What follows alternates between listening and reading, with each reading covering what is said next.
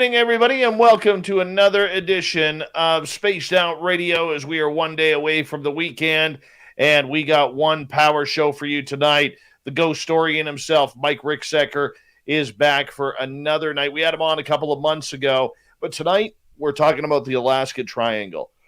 I apologize. I am going to be coughing a lot tonight. Not that I'm sick. No, I don't have the vid. Okay, there is just so much forest fire smoke surrounding my area. They've done another major back burn, and that kicks up all the smoke. And the air quality around my house and SOR headquarters is definitely not the best right now. So you have to forgive me. But if you see me coughing, I'll try and mute them as... hold on, my phone dropped. As much as possible. But before we move on, let's get to the rundown. SJ takes home the gold medal position tonight.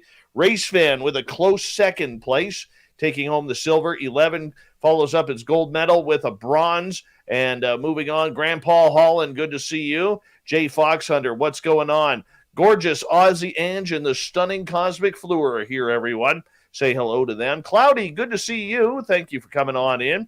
Andrew, nice to have you here, buddy. Thanks for coming on in. Andrew, by the way, will be signing autographs after the show. Line up to the left of the studio, if you don't mind, to the left of the studio. Joe Ortegon, what's happening, man? Good to have you back. And there's Mennonite Abe, the gorgeous and talented Jenny Metz, Mama Susan, good to see you. And there's Stu Pot. We have Lazarus Project. Good to have you here, man. Kings of Kvist, how are you? Good to see you back. And scrolling on down, the gorgeous and talented Amy Vegas O is here, everyone. She'll be signing autographs after the show as well. Line up to the left of the studio. To the left of the studio, if you don't mind. We'd appreciate that. Steve Edmond, good to have you here. Go66 and the lovely Nikki. Thanks for coming on in. The gorgeous Manitoba Becky. She is the wheat queen. There she is. Give her a wave. Stunning Helena. Doc from Wyoming. Good to see you. The gorgeous and talented KPNL owner, Anne Celine, is here. The Ronald Penton, everyone. The Ronald Penton has arrived. Todd Purden, good to see you, my friend. Thank you for coming on in. JMJ12, nice to have you here. Mark Salzman, nice to see you. Aussie Steve, oi oi to you, my friend. Kurt Seltzer with a splash of lime. Super Quest, good to have you guys here. I'm Chad Smith, everyone. I am Chad Smith. Ed Clater's here, everyone. Excuse me.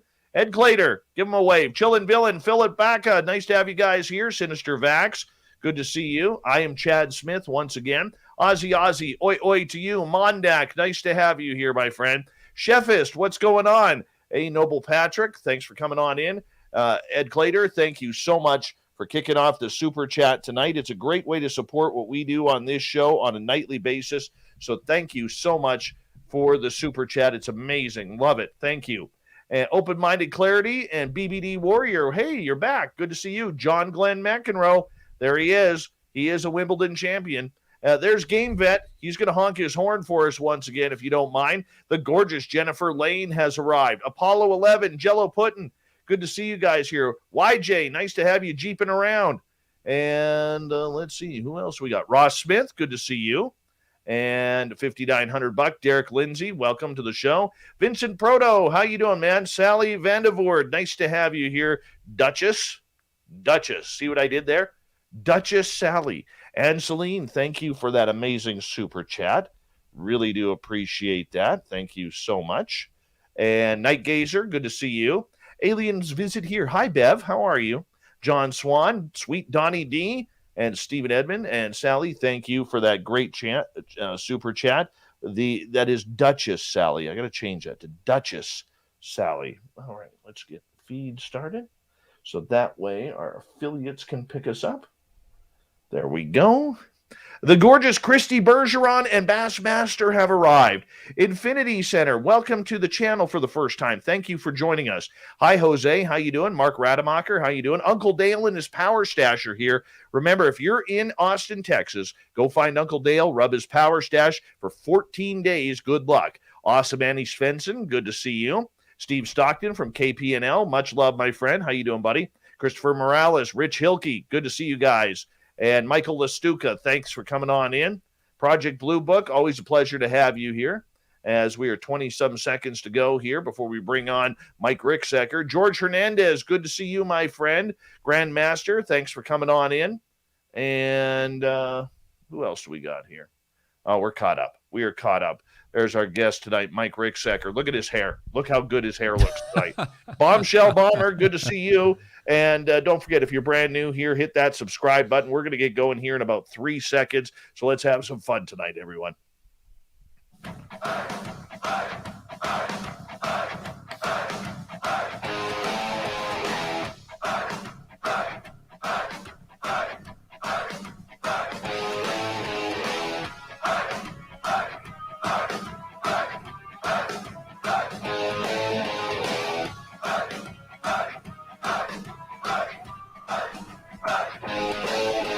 From the mountains of central British Columbia to you listening around the world, this, my friends, is Spaced Out Radio. I am your host, Dave Scott, sitting in the captain's chair of SOR headquarters. We welcome you to tonight's show on our terrestrial affiliates around North America, digitally on TalkStream Live, Revolution Radio, and KPNL. All of our archives are free by going to youtube.com/Spaced Out Radio. Do old Davey the favor. Hit that subscribe button. You can follow us on Twitter at Spaced Out Radio and on Instagram at Spaced Out Radio Show. Our website is spacedoutradio.com, where we have a plethora of features for you, including rocking out to Bumblefoot and reading up on Captain Shirk's SOR Newswire. Tonight's show is brought to you by Chive Charities. Help make the world 10% happier by visiting Chive Charities today. You can find them on our website. We got a great guest for you tonight. Mike Ricksecker is the author of numerous books, including A Walk in the Shadows, A Complete Guide to Shadow People, the historic paranormal books, Ghosts of Maryland and Ghosts and Legends of Oklahoma, Campfire Tales, and so many more. He has appeared on multiple television shows, but his biggest one so far, at least to me, has been the Travel Channel's The Alaskan Triangle, which is what we are talking about tonight. Missing people, UFOs, Bigfoot, other weird, strange phenomena happening in this strange triangle that goes right through Alaska and even into the Yukon and the Klondike of Canada. Mike's website is hauntedroadmedia.com. I specifically suggest you guys check that out because he is one of the most talented people in this field. Mike, thank you so much again for being a friend of Spaced Out Radios and coming on with us tonight. Yeah, absolutely. Thanks again for having me back, Dave. Always a pleasure being on your show. I got to ask you, man, like, I know we only had you on a couple of months ago to talk about shadow people and everything, but you are someone who, you remind me of a David Weatherly or a Timothy Renner or somebody of that ilk, where you literally don't have a set focus on what you are investigating. You are someone who looks at the entire phenomena rather than just pieces. Sure, people know you as a ghost hunter and looking into a lot of haunted and strange cases, but I think you're much more than that. Why do you look at the entire picture rather than just going with one central focus? Well, I think you have to. You know, all these different phenomena are connected. The entire universe is connected, which is why I have my latest project, The Connected Universe, and the ConnectedUniversePortal.com. But all this phenomena is related to each other somehow, some way. And so, yeah, I did a lot with, paranormal investigations, named me the Ghostorian, which is a title that I've used for a long time. But that's really just the tip of the iceberg. And I think a lot of people can kind of, use that as a catalyst, as, something to kind of introduce them to, the deeper aspects of what's going on in this world, the more, esoteric knowledge that's out there. Ghosts and hauntings and all that is really just a prelude to all of those deeper topics. And that's really what I'm trying to get to the heart of, and it could be related to ETs and extraterrestrials. We see a lot of this phenomena back in our ancient civilization. So I was just out there in Egypt taking a look at all of that, which was absolutely amazing. And, there's a lot of mysteries to uncover here. And, we're just getting a glimpse of some of those answers. For you, what is the quest? What is the drive for this, Mike? It's that lost knowledge.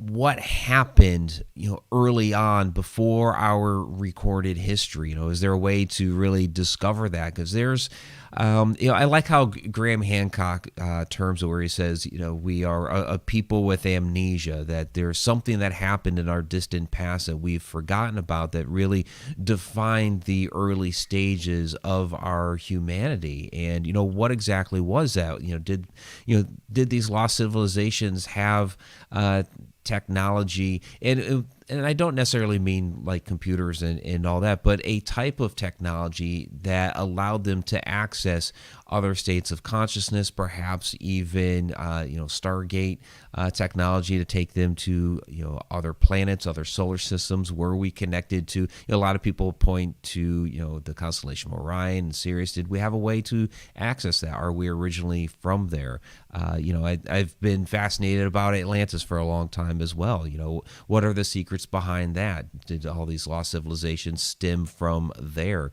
And we see, even with our legends of, when we look at ghosts and hauntings and a lot of those customs and belief systems that are in place surrounding all of that, it almost doesn't matter which culture it actually stems from. There are seeds of knowledge that are embedded in there that seem to all harken back to the same thing. They may call it something different. There may be different terms and different legends and lore surrounding all of it, but it seems like the root of it, those nuggets of truth are similar throughout all of these cultures. For sure. Now, Mike, you have covered everything from UFOs to ghosts to historic sites and everything in between. Do you have a favorite subject that you haven't written about yet?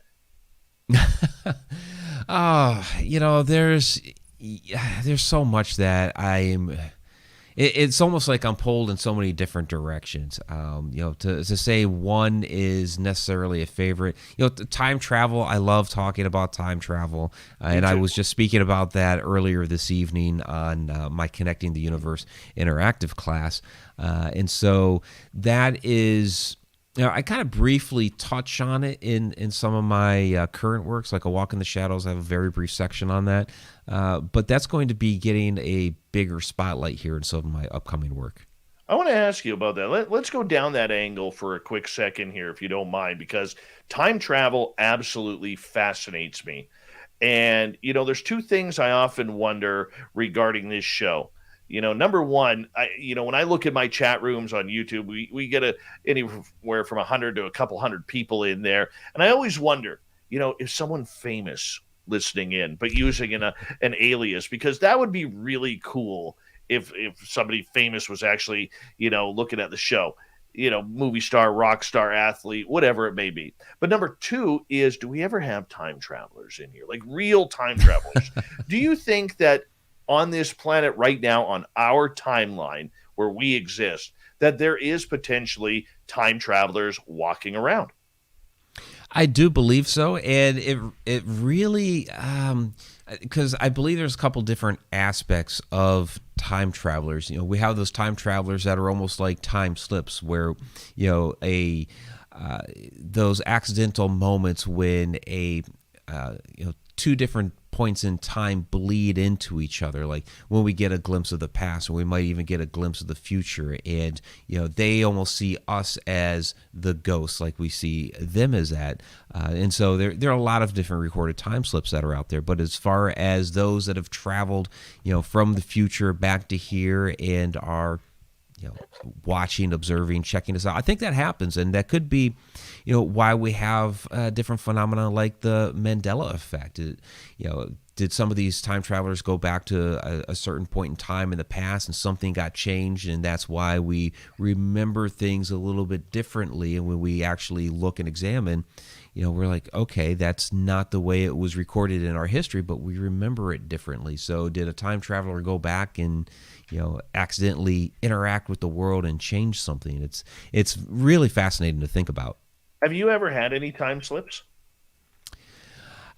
Possibly. So there's a story that I like to tell at it's a restaurant called Johnny V's in Muskogee, Oklahoma, in which there was a a shadow that I witnessed that just darted across the room. And it seemed like when I walked into this room, was the kitchen, it seemed like I scared it. And perhaps it saw me as the shadow or it saw me as the ghost. But when it darted across the room and it blew through, it sounded like, in any case, that it blew through this side door, which was just a little flimsy metal door that waiters and waitresses would use to carry food through. You could like tap it with your finger and the thing would move. But you heard it slam into that door, and the door didn't move at all. So when I've written about this, when I've talked about this, I've always postulated the idea that this was something that was interdimensional, that on its plane of existence, it probably blew right through that door and into the dining room area. But I didn't see it on mine because I'm a different plane of existence. But while I talk about that from interdimensional means, it could have very well been a time slip in that I saw and interacted with something at a different moment in time within that restaurant. And in that brief moment, it saw me too. And again, scared it, and it tried to blow, it just blew right through that door. I got a couple of examples here of things that have happened to me. Way before I ever got into this, I was working in downtown Vancouver at the radio station, and the exact same intersection, once going west and once going east, I'm sitting at the red light. I watch the light turn green. I put my foot on the gas, and I start to head into the intersection, only to have horns honking at me because the light is red. And it happened once going west and once going east about 4 months later. It was the trippiest thing, man, that I've had happen while driving. Scary. It's scary when that happens. Dangerous place to have that happen at. Yeah. But, I mean, thankfully, nothing happened drastically. There was no accident or anything like that. And thankfully, there was no red light cameras there either, which is nice because I didn't get a ticket, which is good. But the second time where you talk about whether or not they're seeing us on a dimension, we were doing a ghost tour a couple of years ago. There were 9 of us walking along the old Gold Rush Trail here. And we literally stopped and we were surrounded. We started getting activity. 9 of us had, whether or not you believe in K2 meters, I don't really care. I think they do work. We had 9 of us there, and all 9 K2 meters were spiking at red. And here we are, trying to communicate. We found out that it was a Chinese man, Chinese woman, walking the Gold Rush Trail, going up to Barkerville here in British Columbia, which is a historic town where there was a large Chinese community that literally helped build British Columbia. And they were on their way there. And so after about 10, 15 minutes of speaking with them, okay, and getting results on all 9 K2 meters, 8 or 9, one of the two, we literally said, okay, good night, goodbye. And yet the meters were still activated. And we couldn't figure out why the meters were still going on. Like we said goodbye, they could continue on their route. But here was the weird thing, and this is what tripped me out. I start walking down the path because all of a sudden I'm thinking, okay, it's not just 2 people. They're likely to have a horse or 2 and a buggy in order to carry their things across the land. Because at that time, the land was pretty rough. And Mike, swear to God, I walk down the path. The K2 is still going off. I tell everybody to move off the path because they have a horse and trailers with them. And all of us watched our K2s as they passed through. When we moved, you could see the K2s going all of a sudden off. Oh, wow. So that made me really, really believe that we weren't intercepting ghosts. We were intercepting a timeline. Yeah, that's absolutely fascinating. I've never had that type of interaction with the K2s before. I've had a number of things happen, but that's definitely different. That's pretty interesting. That is very interesting. So for you, like getting back to the whole timeline and time travel thing, do you think then that if there are time travelers here, do you think they could upset? I mean, we always look to Back to the Future, what Doc says, that you can't just mess with the timeline. You can't go find yourself because that could screw things up. I mean, look what happened with the with the sports manual. You know what I'm saying? Right. And that was something I kind of forgot to mention on during the class this evening, because that is something that comes up. And I was talking about, when you start messing with the timeline, I started talking about like the grandfather paradox, the bootstrap paradoxes, things like that. And I actually specifically mentioned, Back to the Future, and how because Marty had gone back in the past and disrupted his mother and father meeting, that he was going to disappear. And and could that possibly happen? I mean, maybe, I don't know. You hear different people talk about if you create a paradox like that, it's actually going to make the world blow up and things like that. And I think that people postulate that because the math doesn't work out, and a lot of our theories are stem from all these different mathematical formulas that they've come up. When we talk about things like the multiverse, you'll have quantum physicists that say, oh yes, we can mathematically show that multiverse is possible, but to actually physically show it, we haven't been able to do that yet. So we have a lot of this that's rooted in mathematics. And so when you start talking about time travel and people coming from the future back to the past, playing around with the timeline, it just does not compute mathematically. So what happens? And so you say, okay, we're going to the universe is going to explode if we create one of these paradoxes. And I don't necessarily believe that's the case. I think that somebody could come from the future, manipulate what's happening now, that'll change things on us. But I think it does become more of like the Mandela effect thing, where we'll have this memory in our minds, even though the physical proof we see today looks different because something got changed, but our consciousness still somewhere in there recalls what happened in a previous timeline. That makes sense.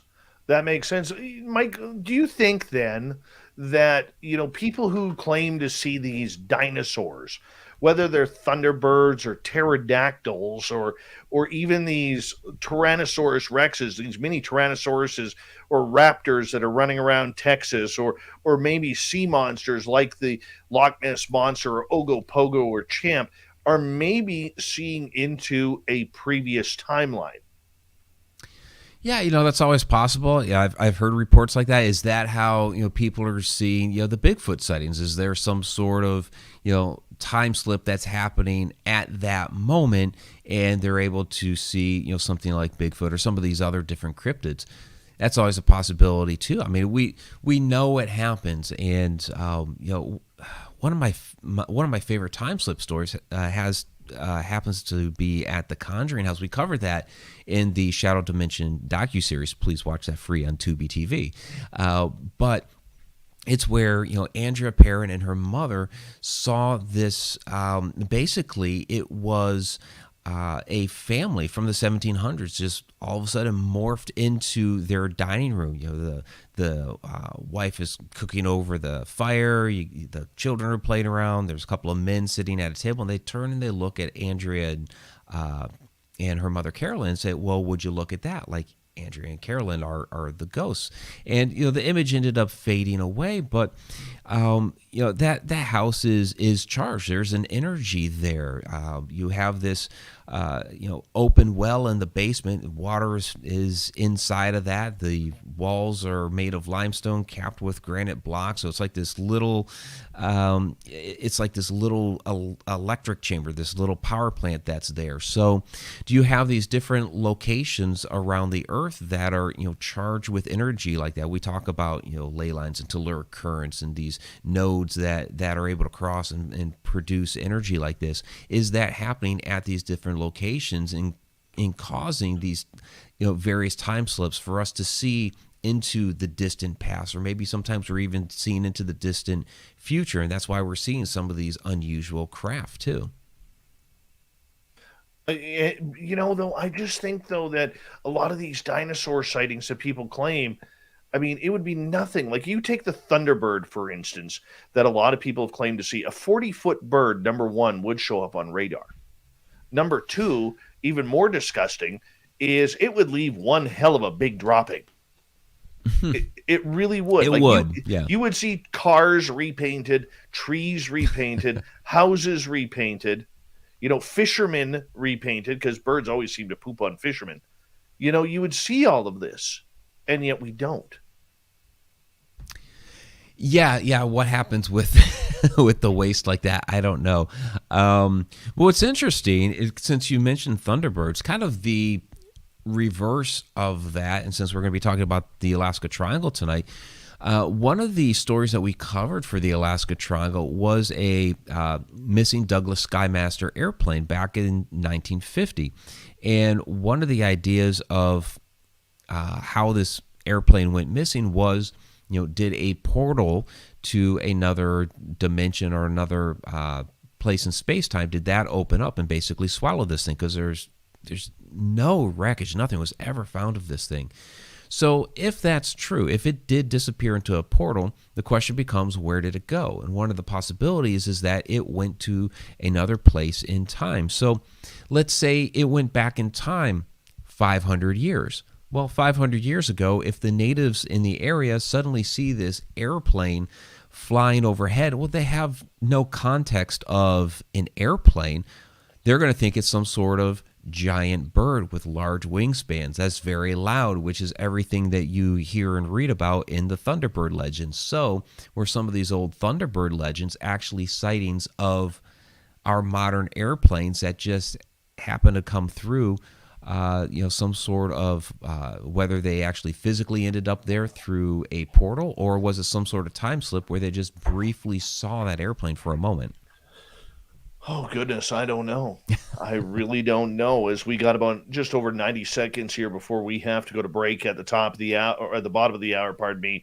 Mike Ricksecker is our guest tonight on Spaced Out Radio. We're going to be heading into the Alaskan Triangle. Mike, we could carry this over right through to the break here, but what makes Alaska so special?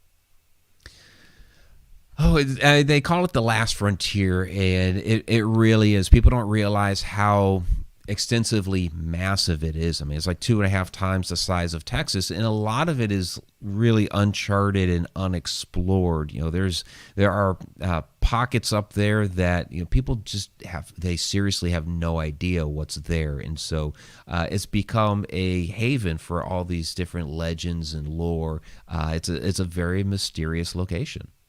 It's also a location that the majority of the population is within, I believe, less than 50 miles of the ocean.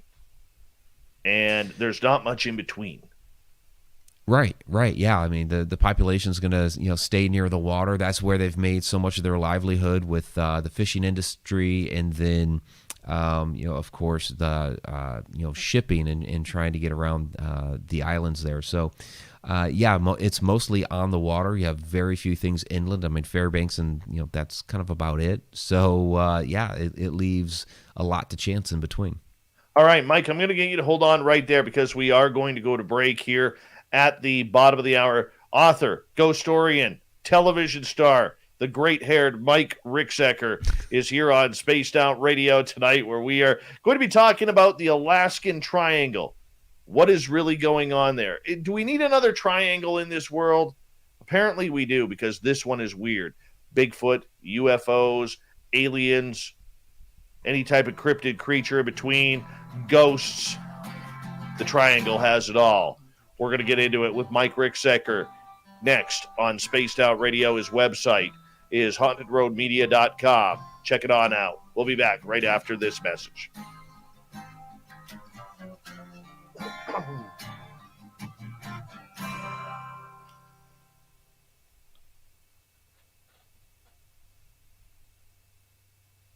All right, we're clear. All right. How much time do we have? We have 5 minutes. Okay. Yeah, take a break. Yep.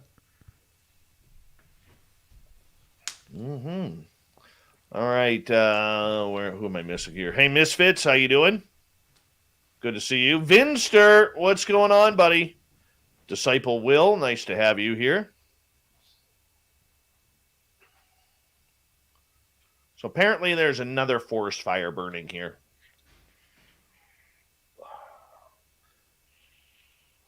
Honestly, it's getting hard to breathe. It really sucks here right now. Hey, little Deborah. How you doing? Morning, Jim Morris. How you doing, buddy? And there's there's Bigfoot Michigan Rob. Best he can do is $3.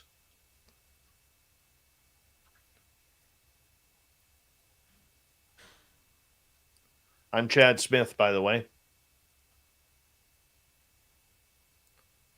Uh-huh. Well, that's nice.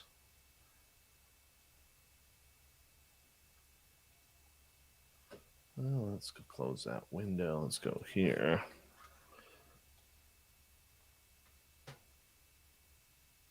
Sorry if I'm quiet. I'm just trying to get an update on this latest forest fire, if there is any. There's a nice sunlight image of everything that's burned. Yeah. What really sucks is the fire is... Hey, Travis DeLuca, how you doing, man? Let's see who else is here. The gorgeous Magic Maiden. The stunning and talented Pam McSee. Stu Gerson, everyone. Right there. The gorgeous Jessica McCreary. She'll be giving hair tips after the show. I'll be taking in that class. And she's like, shut up, Dave. Shut up. Don Doyen, welcome to Spaced Out Radio in our chat room. Thank you. And if you're new here, don't forget to hit that subscribe button. We are on commercial break. Ed Parnell, good to see you, my friend. Thanks for coming on in. The gorgeous and talented Ann Celine with another amazing super chat.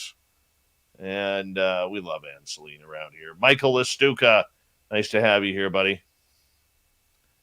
Michael, if you think it's bad in Manitoba, try living like 15 miles from it or 20 kilometers. That sucks. Not going to lie. It sucks. There's Mike Ricksecker right there. Always wearing a nice black blazer. This man could go to the beach and he'll have his blazer on and he'll have a blazer tan on afterwards. Waylon, what's going on?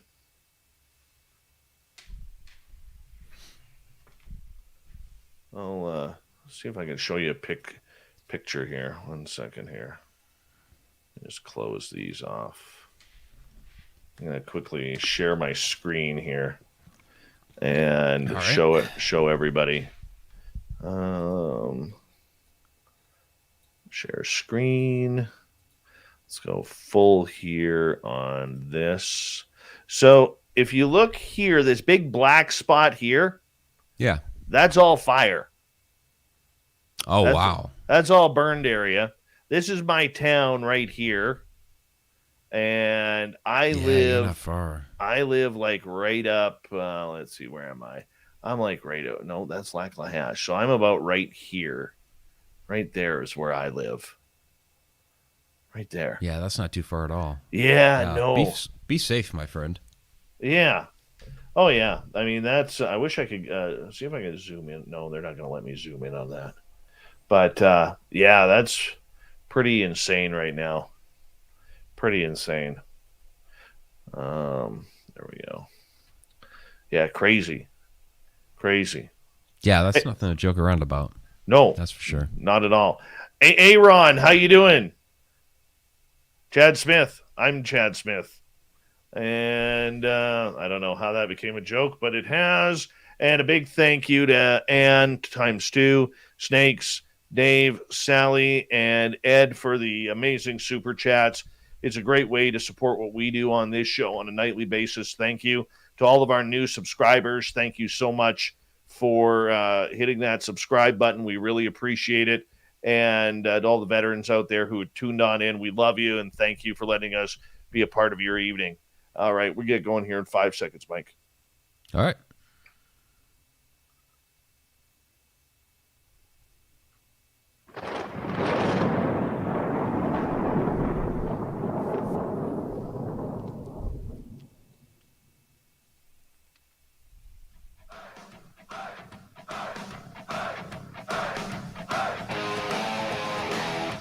Second half hour of Spaced Out Radio is now underway. My name is Dave Scott. Thank you so much for taking the time to join us. We really do appreciate earning your listening ears wherever you are on this beautiful planet we call Earth. Want to remind you that if you've missed portions of this show or others, check out our free archives by going to youtube.com/Spaced Out Radio. Do me the favor, hit that subscribe button. Our website is spacedoutradio.com, where we have a plethora of features for you, including rocking out to Bumblefoot and reading up on Captain Shirk's SOR Newswire. Follow us on Twitter at Spaced Out Radio and on Instagram at Spaced Out Radio Show. From HauntedRoadMedia.com, Mike Ricksecker is here. He's one of the top paranormal supernatural authors going on this planet, I believe. I will say this planet because I think you're that damn good, Mike. I really do. But we're talking the Alaskan Triangle. So, hey, I'm allowed to say that, Mike. You can't get upset with me about that. No, not upset at all. I appreciate it. All right, just making sure. Just making sure. Because I felt that eye roll, by the way. I felt that eye roll. No, I was just, hoping, because I want to, expand out a little bit. So, my goal is to become the best author on Pluto. I agree. I agree. Although now, after Neil deGrasse Tyson and the boys and girls, made it a dwarf planet, I'm not happy about that. I'm still pissed. No, not at all. I get the whole idea of of its size, and if we made Pluto a regular plane, we'd have to make all these others. No, you don't have to. There's a thing that we do with everything else. You just grandfather Pluto into it being a planet, and all the others you can call dwarf planets. I agree with you. I totally agree with that. All right, Alaskan Triangle. You did a great television series on it with the Travel Channel and a number of great people whom you worked around, including a good friend of this show, Johnny Enoch.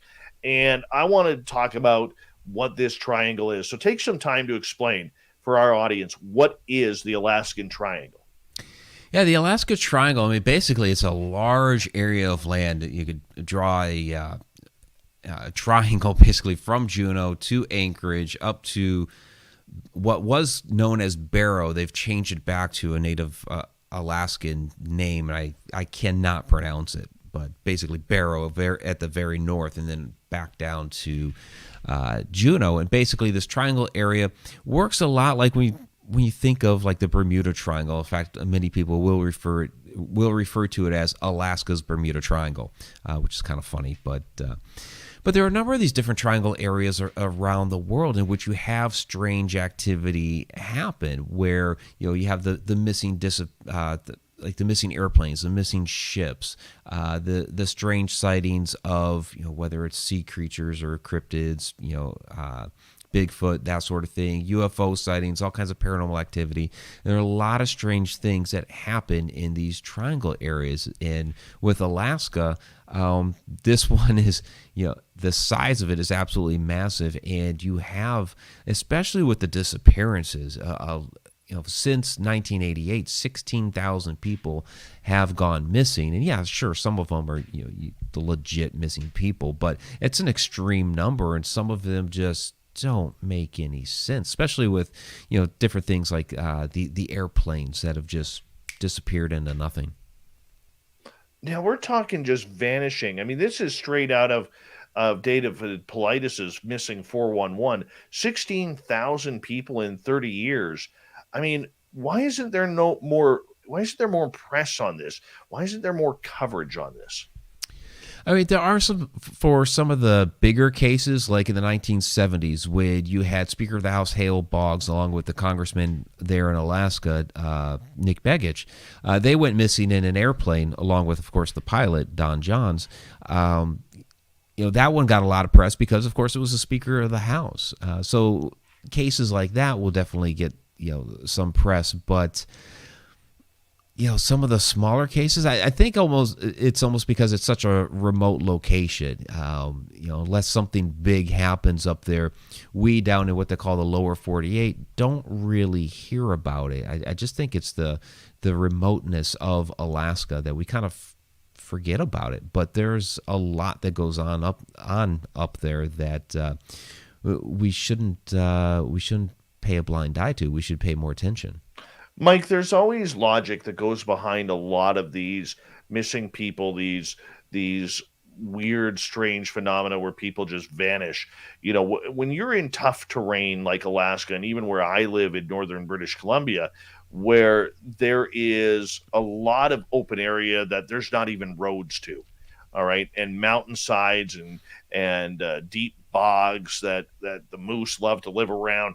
I mean, we're talking a lot of wilderness here. How many of these areas do you think are, or these missing people or missing planes are just people who do not understand the terrain, or maybe get caught up because the weather can change so quickly? Yeah, that can certainly happen. Some of these are certainly going to be legitimate cases, and you hear about people that do get rescued, that or find their way back, and they explain that I had just gone off the trail for a second. I thought I saw something there, and then they try to get back on the trail, and somehow, some way, they just completely lose it. They lose track, even though they'd only been off the trail for like a minute, or had not gone too far, and all of a sudden they're trapped out in the woods for a week or two, and so you do get people that come back and say, this is what happened to me. The missing airplanes is a little bit harder to really excuse. I mean, ones that get trapped into weather, okay, fine, but like with that plane that we already talked about, with Hale Boggs, the pilot Don Johns, he was a seasoned pilot. He had been making those flights for a long time, so he knew the air there really well. The other one we already mentioned, the Douglas Skymaster in 1950. It was a relatively clear day. There was no nasty weather, and they were just making a routine flight. And all of a sudden, poof, the whole thing went missing. So some of them are a little bit harder to explain, while yeah, some of them are going to be just, legitimate, straight up missing persons cases.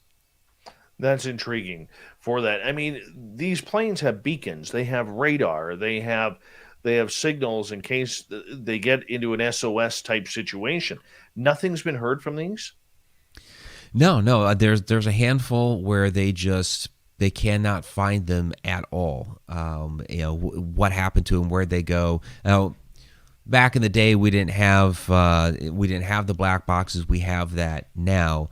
So like the 1950s Skymaster, you're not going to have a black box in that. But what's really interesting about that particular case is a couple weeks later, there was a smaller plane around the same area where they lost contact with that Skymaster that went down.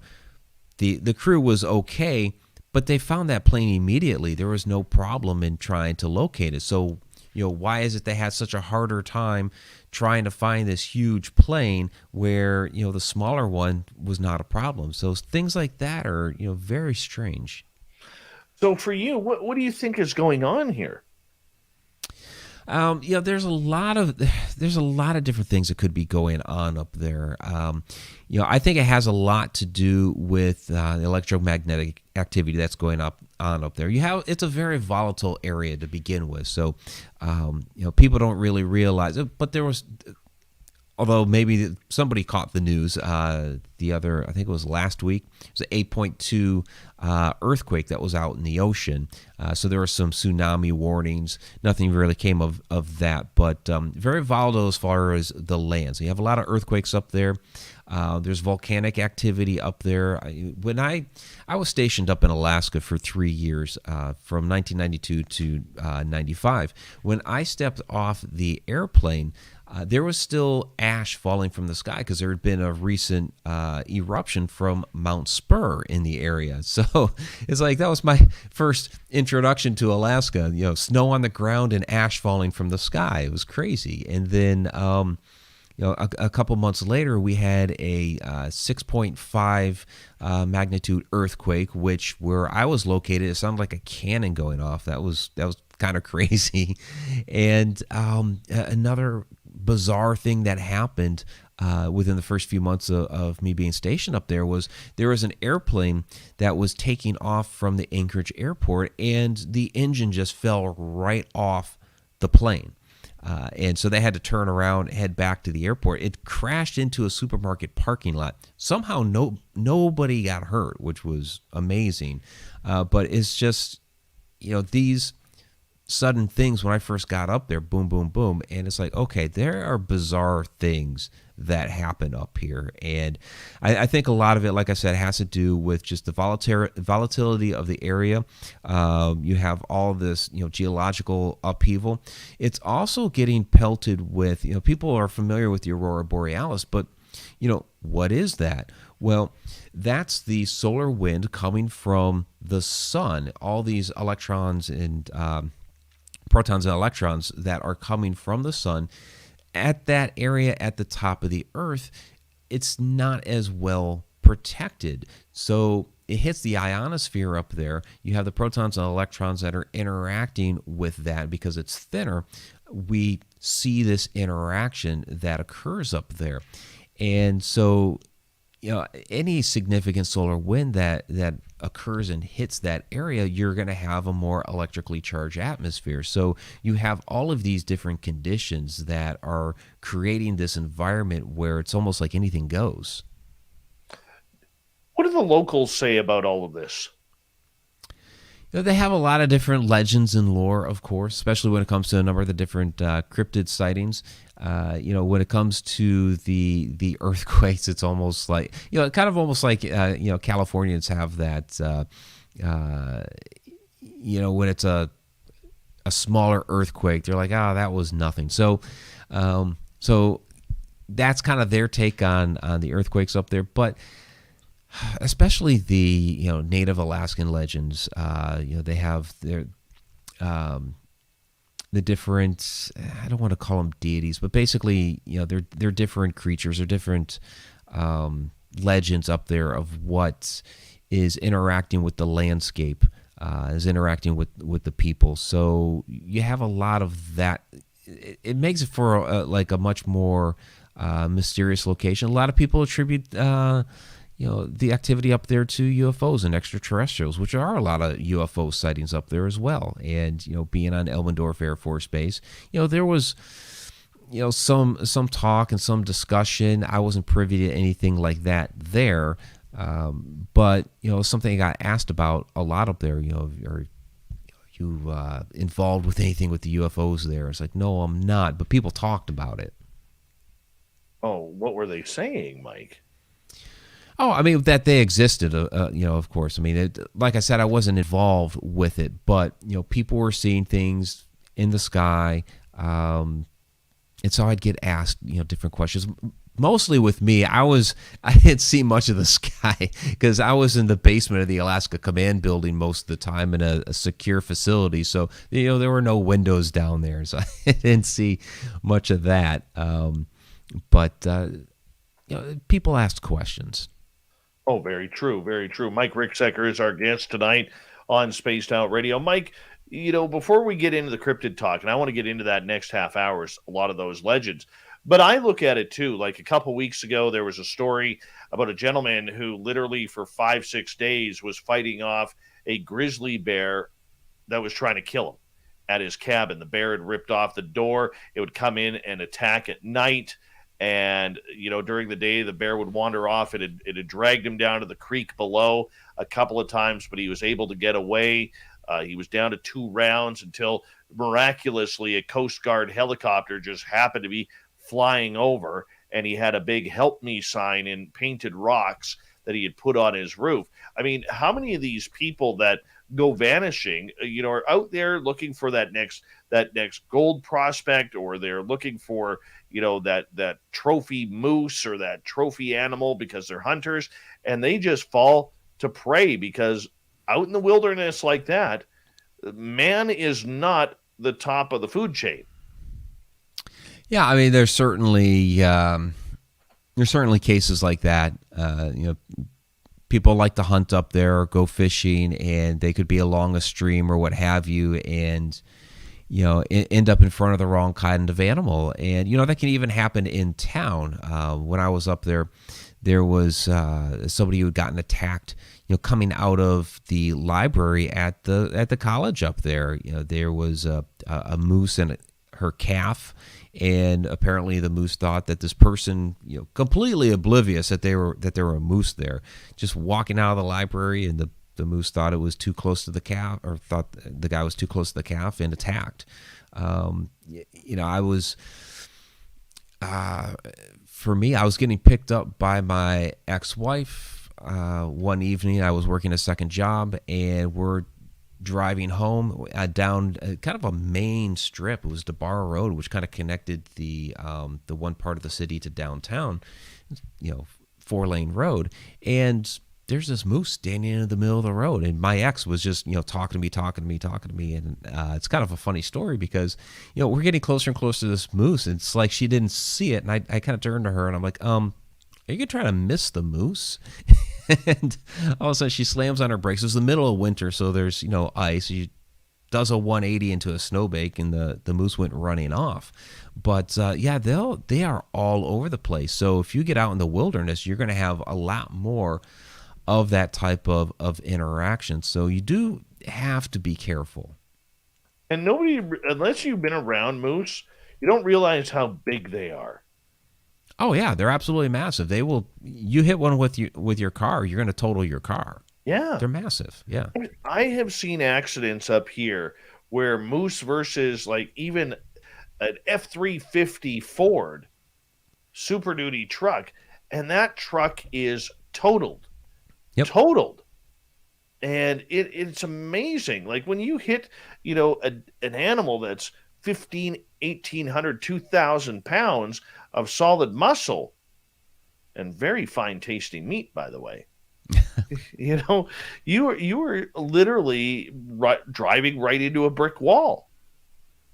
Yeah, those animals are no joke. You have to be really careful. And they're dumb. They are dumb. They just don't move. They don't want to. But let's get to back to the airplanes that are disappearing for a second. On average, how many airplanes a year go missing? That's a good question. Off the top of my head, I don't remember the number. I remember the number for the people. There's about 50 UFO sightings per year up there. God, the missing airplanes. I can't remember the number off the top of my head, Dave. Okay, but it's above average. It's been a lot. Yeah. Now, are we just talking little Piper Cubs, or are we talking airliners like Learjets, or is this all private flight that seems to be going missing? It's a mixture of both. I mean, we haven't had one like like one of your big commercial civilian airliners go missing up there in a long, long time. So a lot of them have been private jets, but military planes have gone missing up there, in some of the bigger ones. So it's a mix. Oh man, can you imagine what that pilot is seeing? I mean, especially if it's military, there's all sorts of ways to try and track a military aircraft. And if they are just vanishing, I mean, there's got to be some what the hell going on up there, whether it's at Elmendorf Air Force Base or Fairbanks. Yeah, because all of a sudden they just disappear off the radar. In the last radio transmission, everything seemed fine. There was no, in a lot of these, there's no distress call. And all of a sudden they're just gone, so the only thing they can do is, go to the last location of their transmission, the last location where they had them on radar, and take a look around and see, where they may be. And they're just, they're not finding them. And it's not like they had, a half dozen guys looking around. In a lot of these investigations, there are millions of dollars spent, thousands of people that are out there looking for them, and not a trace. So with 4 minutes to go here, what do you think's happening to these airplanes? Are they running out of fuel, or are they just flying into the oblivion that we don't know? Yeah, they're not going to be running out of fuel, because they're prepared for these flights. they're not getting caught up in weather where they have to keep flying around until they can land. They're well prepared as far as fuel. Some of them, yeah, just seemingly fly off into in oblivion. Are they getting trapped into some sort of portal? We don't know. Interesting stories you hear with the UFOs. Excuse me, like the 1986 flight with the Japanese airlines, where they were being tracked by a UFO up there, and so some of the ideas are did a UFO take the airplane somehow? So there are those types of speculations as well. I know you don't like to speculate, but what does Mike Ricksecker believe? Well, I like the idea of the of like that missing Douglas Skymaster getting or finding itself through a portal, through that tunnel. We've seen, like with Bruce Gernon down in the Bermuda Triangle, where he got trapped in one of these portals, but came out on the other side. Now, somehow he traveled 100 miles in 3 minutes, and from somewhere out there in the Atlantic ended up by Miami, far sooner than he was supposed to be. So, does something like that happen with the Douglas Skymaster? It's possible. I like the idea of like I was talking about earlier with the Thunderbirds, that's where some of these legends came from. Another thing with that Douglas Skymaster is that they did pick up some strange radio chatter not long after, even though they could not find this airplane. So they don't know for sure whether that chatter came from those missing from the Douglas, because it was kind of indiscernible. But we've seen in other cases where, when we've seen things like time slips or something happening interdimensionally, where we may get some feedback via audio, where the visual aspect of it is not quite coherent. We're still getting audio back because it works on a different frequency. We're getting that back through the portal, and so we're able to hear it. So is that what was happening with that radio chatter that could have been from that Douglas Skymaster? It's a possibility. We got a minute to go here. In next half hour, we're going to get into the cryptid side of everything. But looking at the map of this, it seems to also run into Canada. Has a lot of these incidents happened in the Yukon of Canada as well? Yeah, some of them have. In fact, where they were looking for that Douglas Skymaster was near Snag in Canada. So it was just over the Canadian border where they had their last transmission from them, or last blip on the radar. So yeah, some of these things do happen on the Canada side of it. There's some different Klondike stories. Some of the missing or some of the boat tragedies have happened in association with the Klondike area, which is kind of interesting to think about. And also another interesting airplane incident was one that actually, it's a broken arrow, so a nuclear warhead that's dropped there in the Pacific Ocean somewhere, but out of nowhere, this plane, as it was coming south through that Alaska Triangle area, military airplane suddenly just stopped working. The crew had to bail out. The plane actually ended up crashing into a mountain in British Columbia. Only a handful of the crew were found, and there's still a nuclear warhead out in the ocean somewhere. I have heard that story. Mike Ricksecker, Haunted Road Media, Alaskan Triangle Talk continues right after this with hour number 2. Make sure you check his website out. Go online to buy all his books. They're fantastic. We'll be back right after this.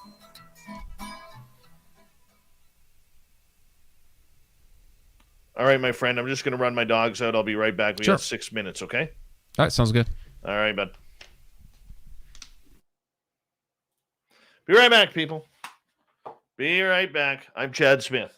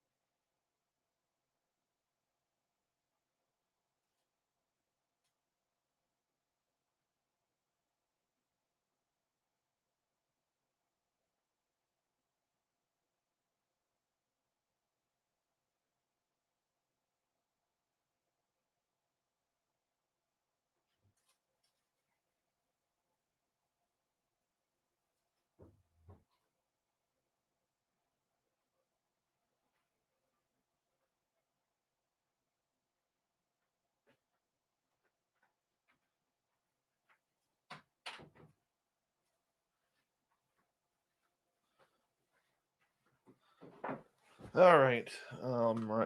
Right back here. And push those up so I can see. There's Mike Ricksecker, and Hey. I'm here too.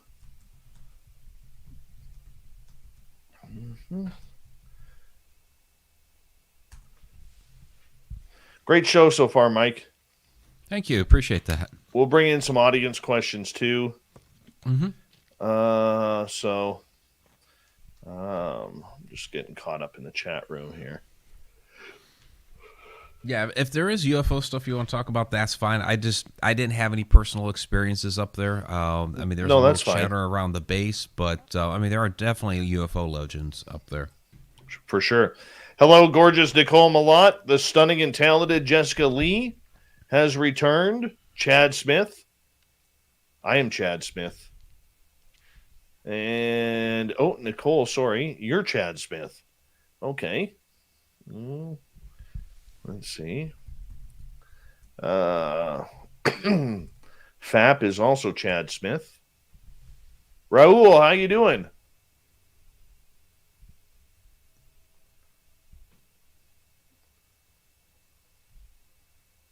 My goodness, chat room is bopping tonight. Bim Jim, how are you, man? And here we go with hour 2, everyone.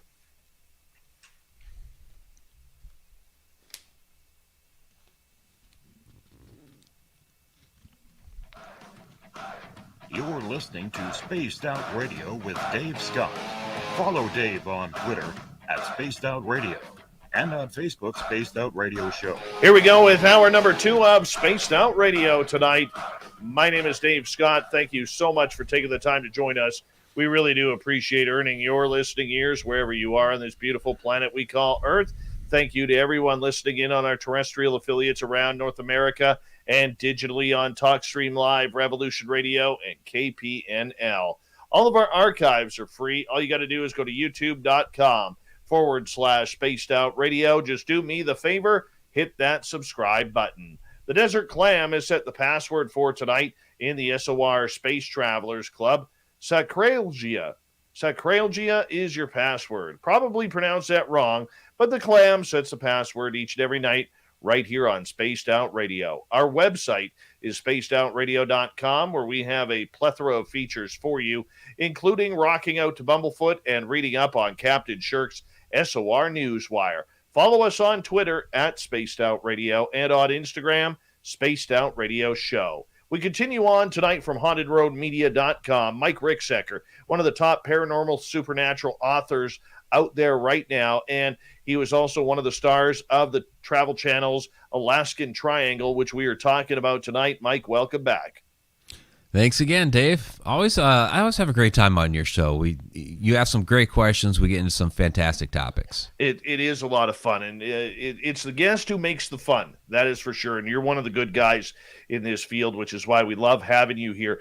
You know, before we get going too much into the cryptid side of Alaska, Jenny has a question from our chat room. She's asking, Mike, is it possible some of these missing planes landed into volcanoes? That's an interesting question. I mean, I suppose it's always a possibility. You know, if it's one that's active, of course they're going to be monitoring something like that. So then they would, be able to see that go in. But could it have landed into like an old caldera? I suppose it's always possible. One of the things that they talk about that's always a possibility for some of these missing airplanes is a lot of these glaciers up there. They have those large crevasses that extend down to great depths. So if one of those planes ended up down one of those crevasses, it would be very difficult to know that it's down there. So there are definitely some nooks and crannies up there in Alaska that some of these could slip into, and you never find them. All right, another question from Vinny. Were you ever, or did you ever see the videos of a black object in front of the sun in Alaska? I have not seen the videos. I've heard about that. What's interesting about Alaska is you hear these stories about, black this and black that. There's, the Black Pyramid in Alaska and things like that. So, I haven't seen those videos. But the other thing that you get up there in Alaska are like the strange trumpets the sound of the trumpets that come out of nowhere. So it's a bizarre area. Do you think the Northern Lights play a role in this? Well, that's what I was talking about with the Aurora Borealis before. I mean, when you see the Northern Lights, when you see the Aurora Borealis, I mean, those are going to be times of high energy, especially when it's bright. You get a lot of the different colors, like the blues and greens are a little bit more mild. When it's red, that's a little bit of a more rare color that you see out of the Northern Lights. That's when you know that you're getting that strong electrical charge. And that plays a lot into this activity. When we talk about supernatural paranormal activity, a lot of these strange like UFO sightings and cryptids, they seem to happen around these times of these strong electrical charges. So when you're seeing that out of the Northern Lights, and you can kind of expect something strange is going to be happening, kind of like down here in the lower 48 when we have a thunderstorm roll through, people report a lot more heightened paranormal activity after that, and I've seen that for myself as well. All right, one more question here before we get into the cryptids. This one comes from Ann. What one cryptid would you never want to see, and what one would you really want to see? Wow, that's a interesting question. Well, I mean, of course, I would want to see a Sasquatch, and preferably not blurry, just to say, hey, I finally saw one. But as far as which one I would not want to see, I don't know, probably something like maybe the Dogman or Chupacabra or whatever. Some of those just sound kind of ferocious, and I might not want to mess with one. I'm the same way. I want to see Bigfoot again. When I saw the two Sasquatch, I think I was so immature in my way of thinking regarding these creatures that I'd love to have that experience again. I know what it's like to hear them, and unfortunately, that area right now is under fire. So now I got to go find a whole new Bigfoot area up here in British Columbia. But I would love to see another Sasquatch for sure, or a Thunderbird. I would not want to find one of these pterodactyls. As cool as it would be to see these pterodactyls, if you go into northern British Columbia, into Alaska, a lot of the First Nations believe that a lot of their people go missing by these pterodactyls that pick them up and eat them for food. And I really don't want to be a part of that because I'm a meal. Megalodon. Yeah, a pterodactyl snack is not how I would want to go out.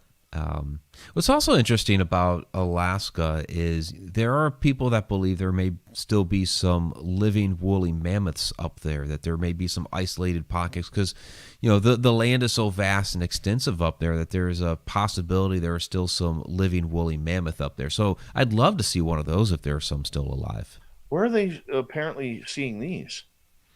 Well, and that's the thing. They're not necessarily seeing them. It's just the idea that there could possibly be some up there because there are still areas up there that have not really been explored. So if there definitely were woolly mammoths up there.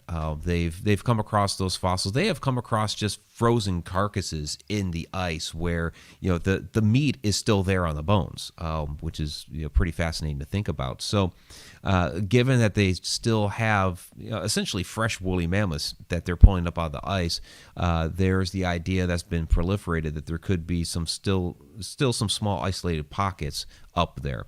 They believe that in Russia too. They believe that in Russia too, yeah, because they have vast wilderness there as well. All right, Mike Ricksecker is our guest tonight on Spaced Out Radio. Let's get into the cryptid side of everything, because the more north you go, the bigger everything gets. Like if you were to take a moose from my area and take one of them giant Alaskan mooses, they're almost double the size. Grizzly bears are much larger. The Kodiaks, if you think about them, there's polar bears that walk across not all across the Arctic in the Arctic Circle around there, which get up to 2,000, 3,000 pounds. I mean, we're dealing with some major animals up there. I've even heard from a lot of First Nations people that the Sasquatch that are seen in that area near the Alaskan border, near the Yukon border into British Columbia, are around 12 to 15 feet tall, not the 7 to 8 footers that we seem to report around Washington State and British Columbia and Oregon, California. So everything seems to get a little bit larger the more north we go. So what kind of cryptids are you hearing from your investigations there? Yeah, you're right about that. The animals are definitely bigger up there. When I drove out of Alaska, which was pretty crazy, especially with how young I was at the time, and it was the start of the winter season, and we did it in a geoprism. I don't recommend doing that. Oh my goodness, dude! Yeah, it was nuts, and we were following a snowstorm all the way out, but I was actually blessed on that trip where we're coming down off this ridge. I have no idea where in Alaska we were at the time. We may have been lost. I don't know. The storm had kind of cleared for a moment, so the moon was glistening off of the new fallen snow. And there at the bottom of the ridge, in like this little valley, was this herd of caribou, and they're all over the road. I just kind of like drove slowly as I got up. They're huge. They were these massive caribou, but they parted like water as I just kind of slowly inched my way through. It was absolutely beautiful. But yeah, they were huge. For cryptids up there, you of course hear about the thunderbirds. The Lake Iliamna monster is really fascinating because they do have some video footage of this thing, and I mean. The footage that they captured essentially looks like a really long snake, but they basically call this like the Loch Ness monster of Alaska. It's truly fascinating that to think that there could be something that came from the ocean that ended up getting locked into this area, and there's a possibility it could still be getting out to the more open waters as well, kind of underneath the ice. But that was something that was featured on the Alaska Triangle television show, was that footage. So I definitely recommend taking a look at that and viewing it, because that's some compelling work that they've done up there with that. Do you think a lot of these creatures, like Sasquatch, are responsible for a number of the missing people? I mean, that's always a possibility, especially some of the more fierce type of cryptids. Sasquatch, I mean, that's, people have a lot of different opinions about Sasquatch as to whether, some are more ferocious or more docile. So you just have these really mixed reports about Sasquatch. Now, the sightings up there and the imprints that they found, I mean, these things are going to be massive, 10, 15 feet tall, at least, is what you hear. So is there a possibility that, the Sasquatch are doing something to people up there, that, maybe they're, the disappearances are related to them? It's certainly possible. So when it comes to them, I just, because you hear of the more, docile, silent ones as well, I'm, kind of leaving that open for, at least as far as my mind. I'm leaving myself open on that as far as my opinion.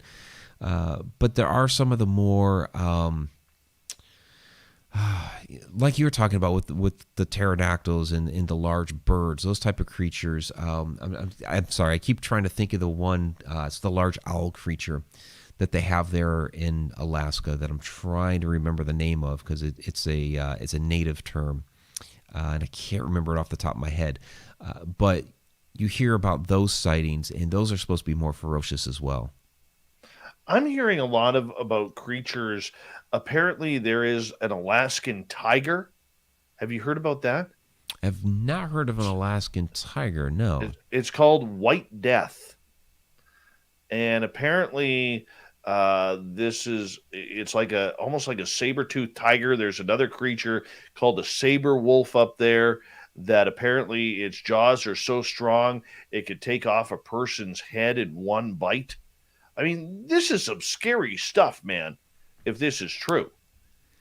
Yeah, if it's true, because there are stories that proliferate for sure. There is a strong wolf population there in Alaska, and again, like you said, they're larger too. So you do have to be very careful with the wolves up there. As far as like a saber-toothed wolf, I guess that's open for discussion. Very sure, very sure. But how much of this rides on the legends and the antiquated stories of the First Nations people up there? Because they are, the indigenous tribes have been up there surviving for thousands of years. Why, we don't know, but that's where they chose home. And we look at it, and they're in tune so well with Mother Earth and nature and everything. The stories that they have about these incredible creatures just never seems to go away. How much did you study on the First Nations cultures up there? Yeah, and you have to. That's a good question, and you have to take all of that into consideration.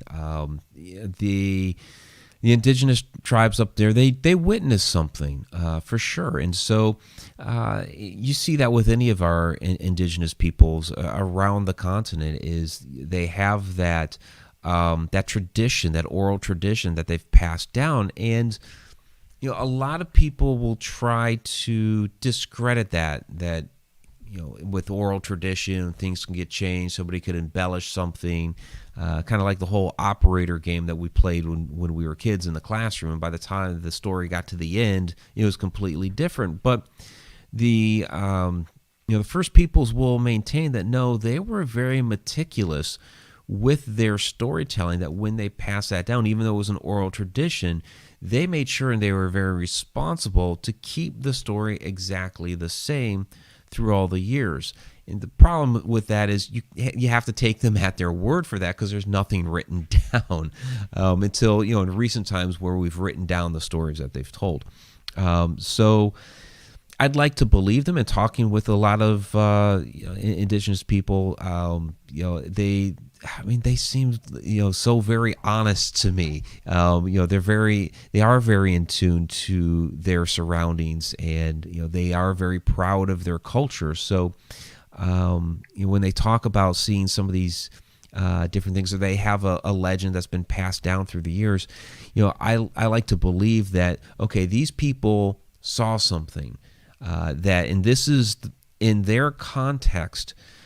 For what they knew at the time, how they were able to interpret it. Now, whether the way they interpreted it was exactly what it was, that's still open for debate. Like I said earlier with the Thunderbirds, I believe it's possible that if some of these missing airplanes had actually, whether it was some sort of time slip or physically went back into time, and the natives there witnessed that, well, their interpretation is going to be of some enormous, loud bird spitting fire, especially if it was an airplane that had suffered some sort of damage and was about to land and crash. So their context and their interpretation may be different than what it actually was, but like with all legend and lore, there's going to be some grain of truth in there, and it's a matter of trying to decipher what exactly that truth is. Very true. Very true. As we got about 5.5 minutes before we got to go to break at the bottom of the hour, Tony is asking a question here. Mike, do you have many more reports of Dogman or the Sauve, pardon me, which cryptid is most common up there? There aren't too many Dogman reports up in Alaska. That seems to be more in this area of the country. We have some reports in Ohio, Wisconsin area, of course. Up in Alaska, not so much. That's more Thunderbird, Sasquatch. I can't remember what the name of that owl creature was. The pterodactyl stuff. The Chatham hairy man is pretty popular up there, and then some of these different sea creatures as well. So not many dogman sightings, if any. Not really a lot of dogman sightings up there, no. Unless that's changed over the last couple of years. But even then, because I've been doing a lot more research on this lately, because I am in the process of writing a book and, of course, a television show. Even then, I haven't heard too many reports. Wow, that just amazed me. These owls that people are seeing now up in Nome, Alaska. There's the whole movie that was made about the fifth kind, Right. about the owls actually being extraterrestrials, and a lot of people being taken in that community by alien abduction. Do you buy into that story? Do you think it's just Hollywood, or is there real reports of that happening? Yeah, that what happened in Nome there is very interesting. It's very controversial. So many people deny that. Of course, the producers of that said that no, this was based on real events. We had some real footage in there. We recreated many aspects of it. So it's hard to know what was really true from that. Now, of course, there are a lot of reports of UFO sightings. There are reports of UFOs in that area. The owls kind of almost seem to be a universal thing. You see a lot of sightings of owls in these locations that have significant UFO sightings. So are the owls attracted to, because we talk about like UFOs being attracted to the different electromagnetic anomalies around the earth, like Skinwalker Ranch is one that's huge for that. It has all those electromagnetic anomalies, and you have all these UFO sightings. I mentioned the Conjuring House earlier that has this almost like a little power plant there in the basement. A lot of UFO sightings around there as well, and you have these owls that end up being reported there a lot in great numbers. So it seems like they're almost attracted to the same electromagnetic activity as the UFO sightings. So if Nome is having, whether they're natural owls or have something to do with UFOs, or extraterrestrials, if they're having a lot of these owl sightings there, then I buy into the idea that yes, there are a lot of UFOs there as well. Now, whether the movie was accurate or not, I don't know, but I do believe there's certainly extraterrestrial and UFO activity going on there in Nome. Do you think there's a lot of aliens running around Alaska, much what we saw like in the movie Signs? Because let's face it. A place like Alaska or northern Canada or even northern Russia, that would be an extraterrestrial's dream. If you're there's a lot more open space and they could run free. And exactly. I get what you're saying. Yeah, and they may feel more free there. Who would know, right? You have the like Mount Hayes, which is supposed to be a great alien base, and there are a lot of UFO sightings from Fort Greely, which is like 30 miles away. But that was a site that was remote viewed in originally. You don't hear reports of people seeing the ETs, but they're believed to be there, or the underwater bases, and there seems to be a lot of activity there in the water with UFOs. So, you could sit there and say that they should feel more free to kind of spread their wings in these more open areas. Then the idea would be to try to capture that, so we could prove that hypothesis. Just under 90 seconds, and Vinny is asking, Mike, what do you think is piloting these UFOs? I think it's a mixture of different things. Yes, I do think there are ETs that are piloting the UFOs. I think some of them are drones. They are, they're sent here to, scout. Like what we would do. We would send a probe to another planet, and if we knew that, or we wanted to investigate some other terrestrial planet, we would send a probe. And so I think some of these are unmanned, but I think some of them are manned as well. Well, hopefully one day we'll find out. Probably not in the near future. But, it's one of those things where we're going to continue on.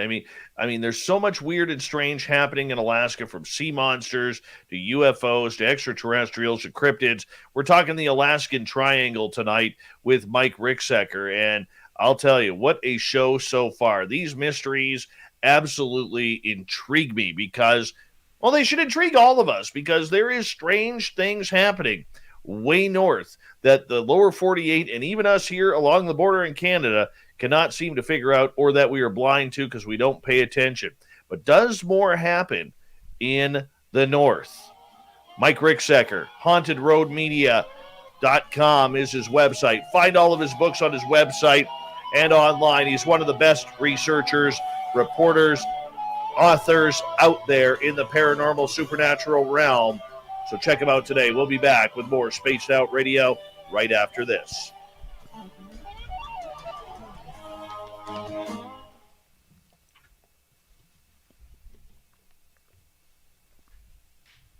We're flying on by here, dude. We are. It's going quick. No kidding. That's 90 minutes already. Yeah. Time flies by when you're having fun. Absolutely. Absolutely. Just looking at some of these legends here. Sure. My goodness. I mean, could you imagine coming across a saber-toothed tiger in Alaska? Yeah, that would be pretty wild. Yeah, and I know that they had that stuff in the ancient past. Just these days, I have not heard of that as far as anything recent. Where do you want to go next? I mean, we could talk about some of the ghost ships. Sure. We could totally do that.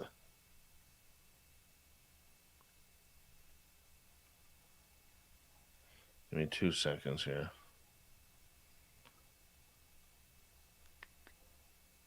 There it is.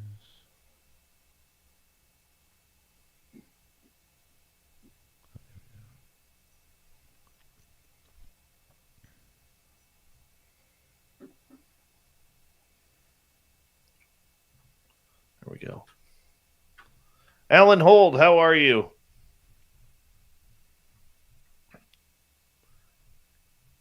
Hey, Duke, trying to find somebody to talk about the Nahanni Valley is difficult. We've been trying for a year to find somebody to talk about the Nahanni Valley. Have you heard about the Nahanni Valley, Mike? I can't say that I have. It's in Canada, up north, in the Yukon Northwest Territories, where there is a valley in there where a bunch of people went prospecting and looking for settlements and all this kind of stuff, just kind of searching all around, and all of their bodies were found with their heads ripped off. Oh my gosh. Yeah, this is going back in the day. Way back in the day.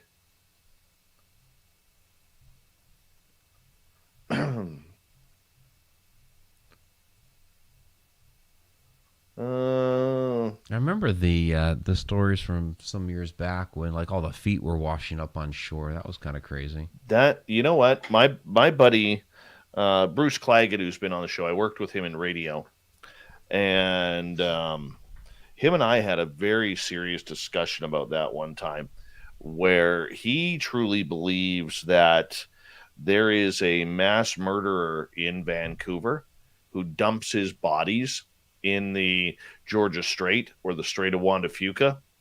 And then, he ties them probably to cement blocks. Mm-hmm. And then as the fish and the crustaceans feed off the body, because the people still have runners or sneakers or dress shoes on, the feet, or pardon me, mainly sneakers or runners, that the fish don't go in there because the runners now are so light, they float with the current. Okay. And that's how the feet are leaving the body, and that's why you only get a foot and you don't get the torso or anything like that, because that's all been eaten by fish and crabs and other crustaceans, right? That would make sense, yeah. But him believing that that there is only that there is a serial killer or killers out there doing this. It is Vancouver has had a lot of serial killers back in the day. Oh wow. Okay. Okay. A lot of serial killers. And I think that they just don't want to bring out that news that, hey, to put panic into people. Right. Yeah, we've certainly seen that play out many times where you start talking about a possible serial killer and people freak out. It also makes them feel not safe in their hometown. So Exactly. Yeah. Exactly. Stetson John, how you doing? We've got about 40 seconds. Big thank you to Tim, to Apollo, to Chad Smith, not Chad Scott. He doesn't exist. To Jenny, Wayland, and ×2, Snakes, Dave, Sally, and Ed for the amazing super chats tonight.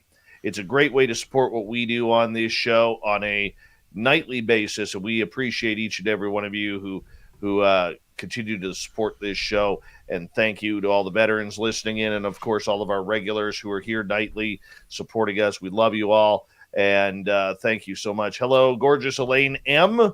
How are you? Good morning to you. And we're going to get going here, and in about 5 seconds. I love your new name, Chad. I love your new name. Here we go.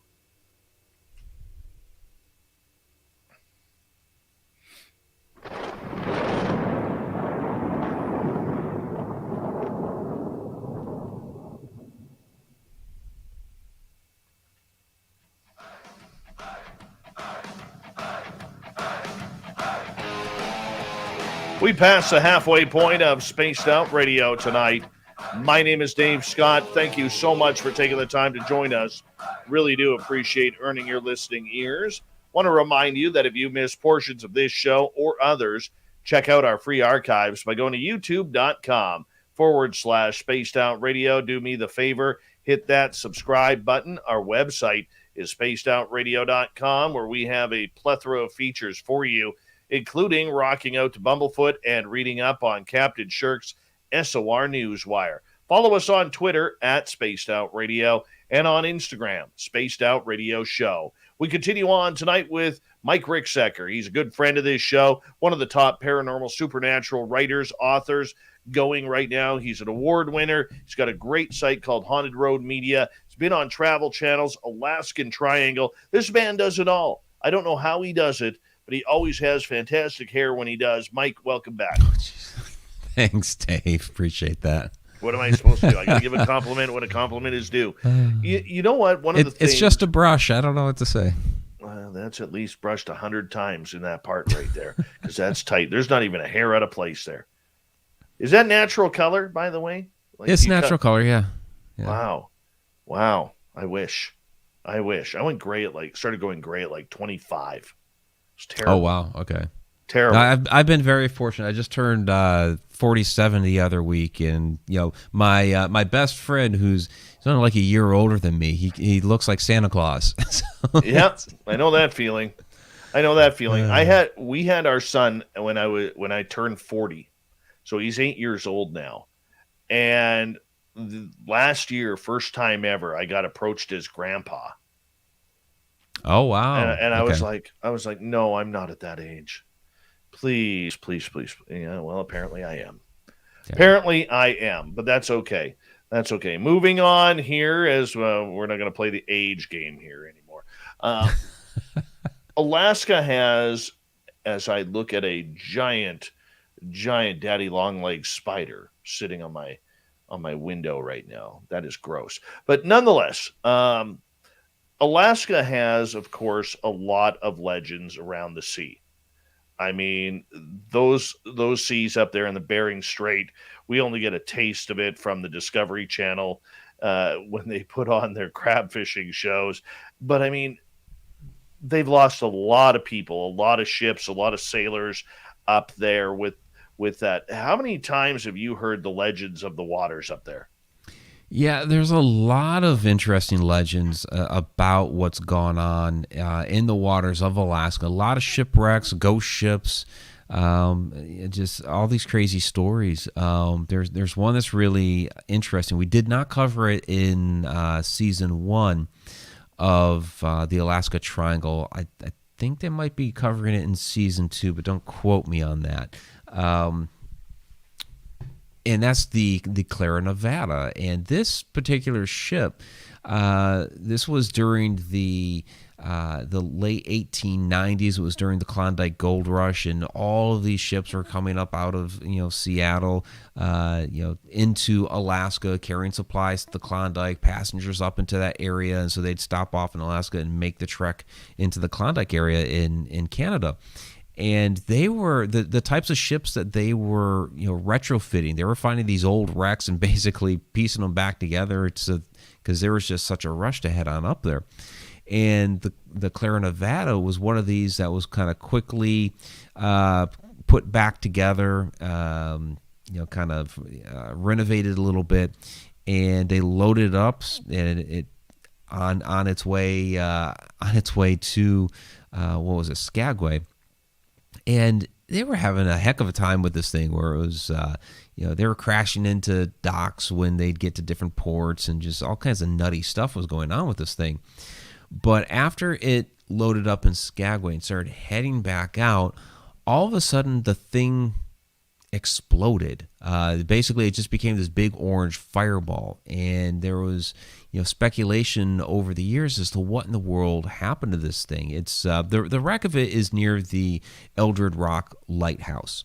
At the time, the lighthouse wasn't there. And the reason why they built the lighthouse was because of wrecks like this that happened. But people don't really know what truly happened to this thing. Now, there was a legend that there was all this gold on there that they were shipping back down out of the Klondike. And so there are different legends of murder and robbery and all these different things with the Clara Nevada. And as historians started looking into this accident, they were discovering, now there was only one body that was ever found, but they're discovering that like the captain of the ship and some of the passengers actually made it out alive, even though nobody found them at that time. Like years later, the captain shows back up. Years later, a couple of people that had been on the ship showed up back home in Indiana. Some of these bizarre stories. There's the Princess Sophia, which was nicknamed the Titanic of Alaska, in which it's headed out of where was that headed out of Seward? But it was around the same area, because this was all like around the Lynn Channel, and it was basically the last voyage of the season for that.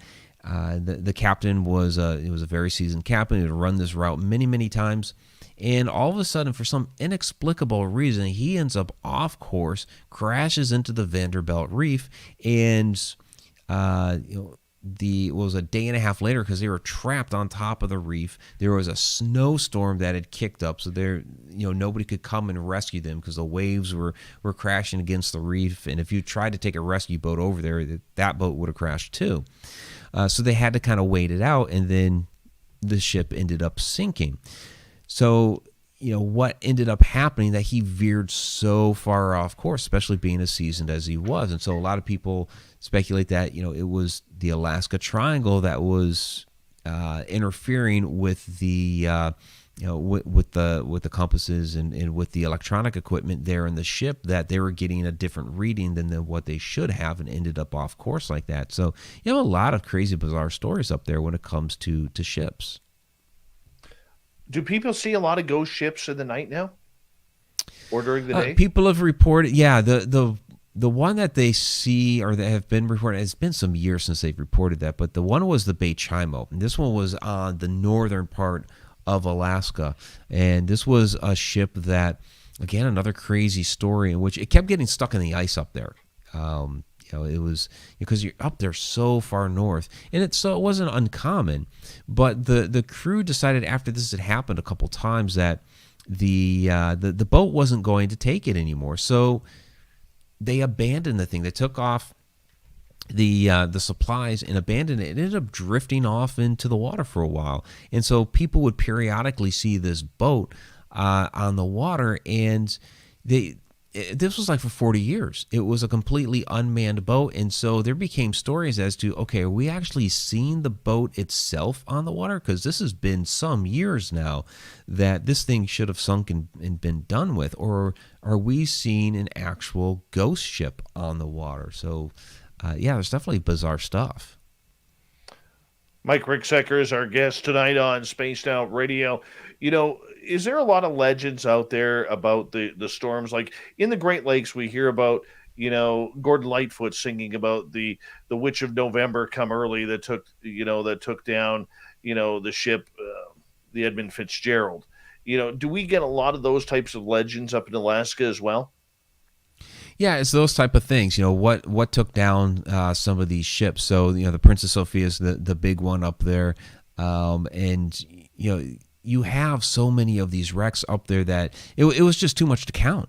And that's why there was such an outcry for putting in lighthouses up there, which happened around the turn of the 20th century. But even then, like there's this bizarre story of, you know, Eldred Rock Lighthouse, which is where the wreck for the Clara Nevada is, that a couple of the attendants of the lighthouse, a couple of the assistant keepers, had just gone out just on a regular boat trip they would help service some of the other lighthouses in the area. So they go out to service the one lighthouse, head out to one of the small towns that's in the area, and then head back to Eldred Rock Lighthouse, which is, you know, where they were stationed. And all of a sudden they went missing, and, you know, just out of nowhere. How did that happen? These are, again, seasoned guys.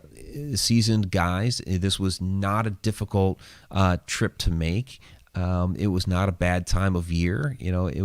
But all of a sudden they went missing, and days later, all of a sudden, there's their boat found washed up on the shore. You know, it's just, you know, what in the world happened to these guys?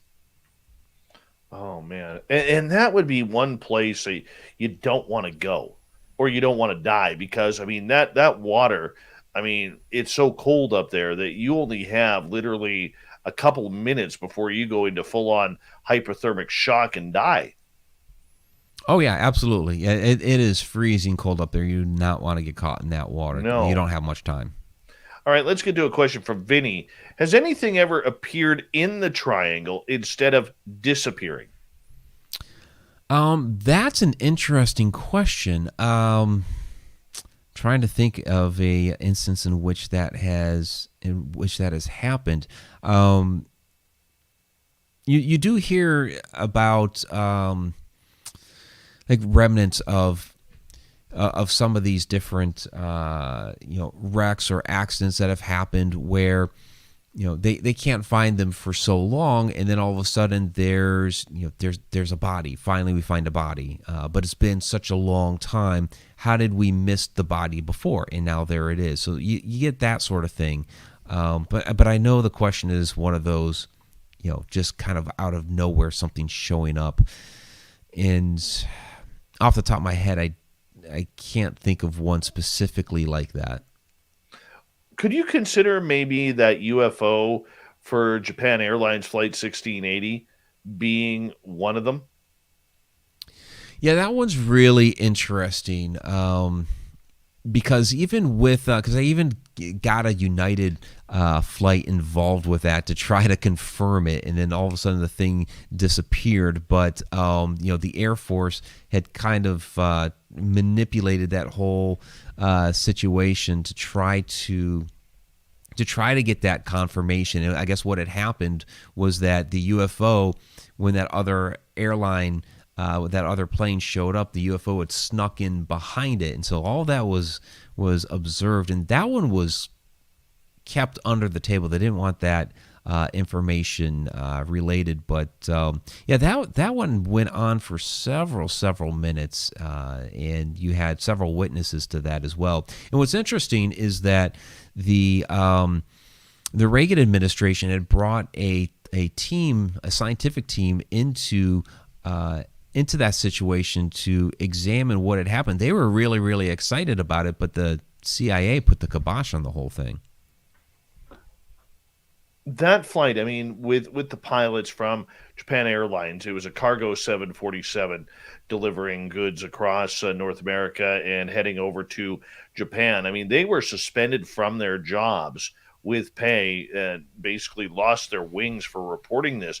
But I do believe in that specific case that those that aircraft was actually brought down into Elmendorf, where the pilots got uh, pretty much put into interrogation over what they saw. Am I correct on that? Yeah, and that's not uncommon either. For a variety of different reasons. So, for one, they want confirmation of what these guys actually saw, and then two, they're of course going to try to scare them so that they don't tell the story to the public. But they did, at least to a degree, and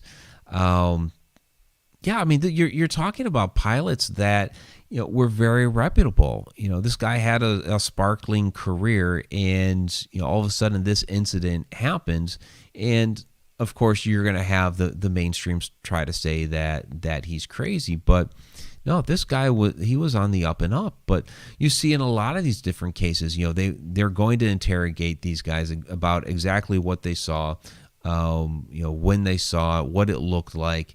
They want the government and the military. They want as much information about these things as they can, and then as they get that information out of them, they're also going to basically scare them and try to threaten them. You're not going to say this, that, or the other thing about these different incidents.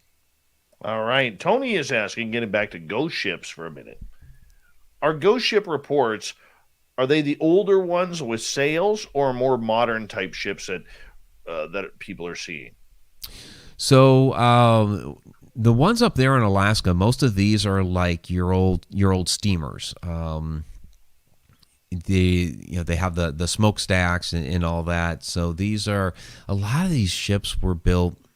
I'm trying to think. The Clara Nevada was built 1870s. The Bay Chima was built early 1900s. But they were steamers.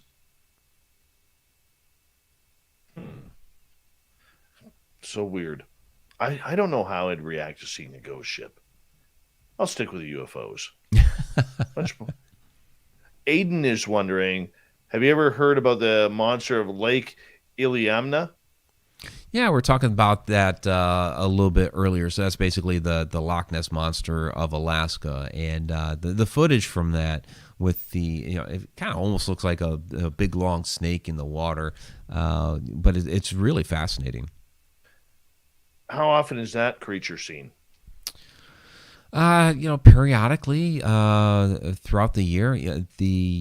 Watch the Alaska Triangle episode on that when you see that footage of the thing slinking through the water. That's just fascinating. But yeah, several times a year people report seeing it. Are you sure it's not a sturgeon? There's some big sturgeon up there.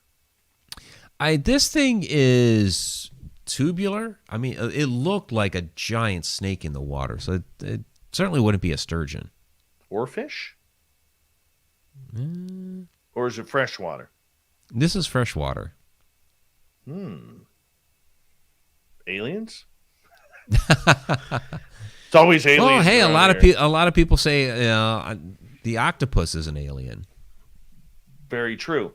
Very true, Mike. But, with all the strange and weird that is happening up there, whether it's on the coastline where the majority of the population is, or whether it's inland, have you talked to anybody up in Alaska that has any sort of idea of what may be going on? Because a lot of the people who go missing in that triangle area, we're not talking about, the average citizen who goes out on a hike on the local mountain and disappears. We're talking about experienced outdoors people here. Right. Yeah, you have a lot of outdoorsy people. That go hiking out there, and a lot of them are very seasoned. So, I mean, there's a lot of different speculation. We've kind of talked a little bit about it. Where was it something that happened with a cryptid?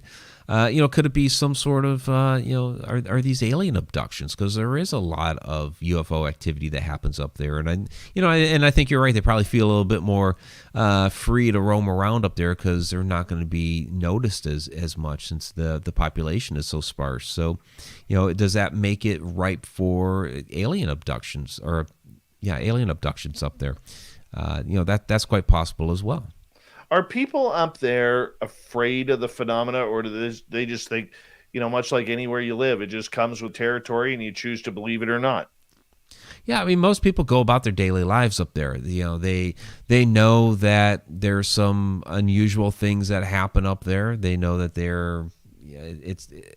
it happens up there more often than, say, down here. They're aware of that, but for the most part, they just go about their daily lives. And then all of a sudden, something happens. What's your best guess? As far as just the way things are happening. I mean, it's such a mix of different things. I think that there's something, kind of like what I mentioned earlier with the activity, the electromagnetic activity that's occurring up there. I think that's a big draw. That's a big attractant to a lot of this activity. I think it's generating a lot of it, especially with a lot of the more paranormal type of activity. You're going to be seeing a lot more of that up there with that energy that's up there. But I think it attracts a lot of this other phenomena. I think that's a very attractive component for UFOs. That whether they feed off of this energy or it's just it maybe it's some sort of indicator that this is an area that we can work with for whatever purposes that they're here for. I think that, like we kind of mentioned it before with the owls, that type of energy attracts them. So is that why the cryptids are more attracted to the area? That there's something about that energy that is conducive to them, and it's something that's attracted to them. That this is a place where I want to be. The ancients felt that type of energy. That's why they built their temples on locations like that. Now, we don't see ancient temples in Alaska, or maybe they're under the ice, we don't know, but you look at other locations around the world, like with the pyramids or Stonehenge and locations like that where we see these large temples or pyramids or things like that built. Is because the ancient people knew that energy was there and they wanted to harness that. Well, I think the same thing's happening up there in Alaska. We just don't have that ancient architecture, but these other entities, or whether it's the cryptids or the extraterrestrials, they're attracted to it. They feel that energy, and so they're trying to harness that. We got 2.5 minutes before we have to go to break at the top of the hour. Mike Ricksecker is our guest tonight on Spaced Out Radio. Question from George in the chat room. Are these ghost ships related to the airships phenomena of the turn of the century, in your opinion? The airships of the turn of the century. I think they're related as far as, why airplanes have gone missing. I think is related to why these ghost ships have had so many problems, like with the Princess Sophia, with them being so far off course. And I think this happened with a lot of these other ships as well, that their gauges have just been so far off that they these captains aren't stupid. They're the captain of these ships for a reason, and a lot of these are seasoned veterans. They've been doing this for a long time, so they know how to read their equipment, but somehow it's off. So I think it's related in that their equipment malfunctions, they end up off course, and unfortunately, accidents end up happening, because of these things. All right. So, next hour, I want to get into the one topic we haven't talked about yet tonight. How haunted is Alaska? I mean, we can't go a night without ghost questions for you. Right. Did you get a chance to sneak in a few investigations when you were up there? That I was really young at the time, so I wasn't doing full-fledged paranormal investigations. I mean, I did have experiences up there. My first paranormal, quote unquote, paranormal investigation was when I was 15, so I was already familiar with it, but I wasn't investigating like that. I was kind of more in research and learning mode at the time, but I did have quite a few experiences up there, and we can certainly talk about that next hour. I'm looking forward to it, man, because you're just so knowledgeable on all of this type of information that you are letting out for us on the Alaskan Triangle or anything along those lines. I mean, you live a geek's life if you're a geek like us, for getting into this, and I definitely appreciate it. I know our audience does, as well as we have Mike Ricksecker for another 30 minutes here on Spaced Out Radio, and we're going to talk some ghosts of Alaska. We'll take your questions as well if you're in one of our chat rooms or on Twitter at hashtag Spaced Out Radio. HauntedRoadMedia.com is his website, and you can get all of his books there or online. We love him around here. Mike Ricksecker, The Alaska Triangle, continues on Spaced Out Radio right after this.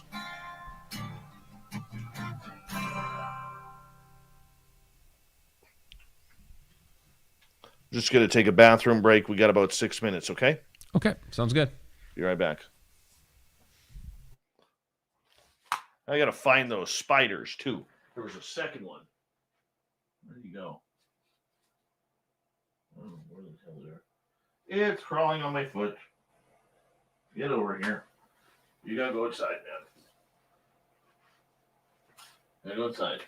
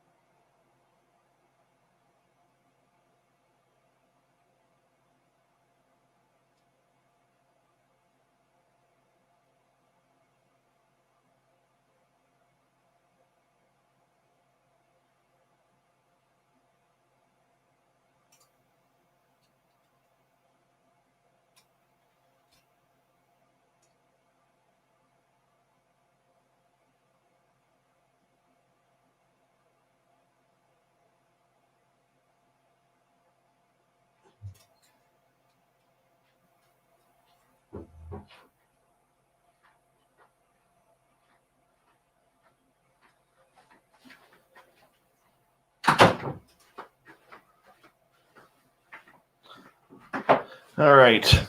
I have returned. I'll unmute Mike.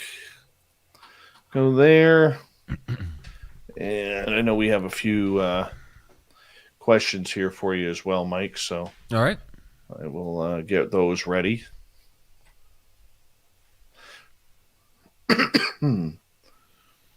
And once again, just stick with me right through the when we go to break, and I'll say a proper goodnight to you. Okay. Sounds good. During the break. And go from there.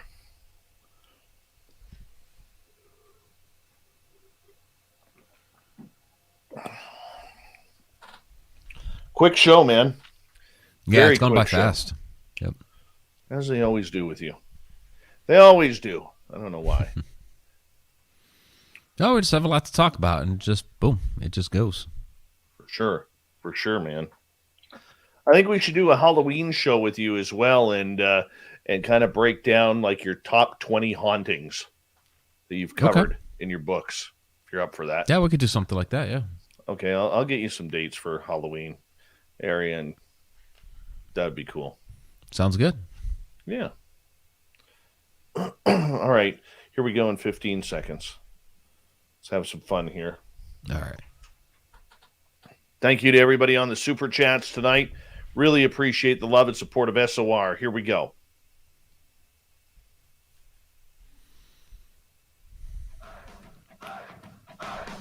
Would you like to connect with us? Head to spacedoutradio.com for all your latest show info. Now, back to Dave Scott and SOR. Kicking off the third and final hour of Spaced Out Radio tonight. My name is Dave Scott. Thank you so much for taking the time to join us. We really do appreciate earning your listening ears. We say hello to everyone listening in on our terrestrial affiliates around North America and digitally on TalkStream Live, Revolution Radio, and KPNL. All of our archives are free. All you got to do is go to youtube.com/Spaced Out Radio. Just do me the favor, hit that subscribe button. The Desert Clam has set the password for tonight in the SOR Space Travelers Club.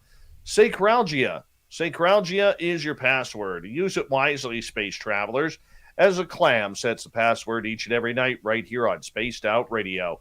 Our website is spacedoutradio.com, where we have a plethora of features for you, including rocking out to Bumblefoot and reading up on Captain Shirk's SOR Newswire. Follow us on Twitter at Spaced Out Radio and on Instagram, Spaced Out Radio Show. For the final time tonight, we introduce author, Ghostorian, TV guy, Mike Ricksecker. His website, hauntedroadmedia.com. If you want to check out his books, you can find them there or online. Mike, thank you so much for being with us. Yeah, always great to be here, Dave. It's been like we were talking about, it's been a very fast show. So it really has. Yeah. Really has. And I'm sure you're glad for that because you're on the East Coast. So yeah, it's getting a little late here. No kidding. No kidding. Let's start off with a question from Simon. How has all of this phenomena affected your life? Yeah, wow. Well, it's been a big part of my life. You know, I had experiences going all the way back to when I was a kid, but, you know, Alaska specifically, this was a very influential time of my life. You know, I was just out of high school, I was newly in the Air Force. I got thrust up there into Alaska. And I didn't think while I was up there that, you know, those 3 years were going to have such a significant impact on my life. And and even like today, you know, because of, you know, different strange things that have happened, like the opportunity with the Alaska Triangle Show. Now I'm writing a book. I have all these fantastic stories to tell people. And so it's like, you know, when the topic of Alaska gets brought up, it's like, yeah, I spent 3 years up there, and all of a sudden, you know, here come all the stories. So, I never thought that would be, you know, something that would happen to me. But then you look at everything else that I've you know, witnessed and done over the years. You know, I would not be me without all the phenomena that I've been involved with. Incredible. All right, let's get to another question here. Aiden is asking, do you think some of the sightings up in Alaska of thunderbirds are actually dire gray owls? Interesting question. I mean, I suppose some of them could be not being there to witness a Thunderbird. I couldn't tell you, but could some of them have been misinterpretations of what they were seeing? I mean, we could say that about a lot of phenomenon. Are some of the, when you look at chupacabra sightings, are they misinterpretation of a sickly coyote? It could be. It's hard to say without being there and witnessing that specific incident. All right, another interesting one. I'm not sure you'll know if you know too much about this or not. Low Pro is asking about Magnetic Mountain Maru in the north of Alaska, and if you have an opinion on it. Yeah, I don't know too much about that specific mountain. A lot of my research has been like Mount Hayes, of course, different things around the like the Anchorage area, things like that. So I haven't really done a lot with Mount Maru yet. How haunted is Alaska? Definitely a haunted state, for sure. I mentioned before being stationed in at Elmendorf, but specifically in the Alaska Command Building. What was very interesting there, and I had some experiences there in at one of the several apartments I lived in up there. So what we frequently saw down there in this basement was some sort of shadow entity. Did not talk about this one in my book, A Walk in the Shadows, but it is getting talked about in my Alaska Triangle book that's coming out. And we weren't sure exactly what this was. It hung out mostly because our area that we were at, there was an office area, and then there was like the server rooms, and there was the comm center area. So what we did, we were originally Worldwide Military Command Control Systems. We ended up switching to Global Command Communication Systems after a couple of years. So that was our area of, I guess, that office area, for lack of a better term. And then there was the comm center area, which they were kind of, for lack of a better term, kind of like messenger boys, couriers, that sort of thing, for some of the command. So we shared a space with the servers.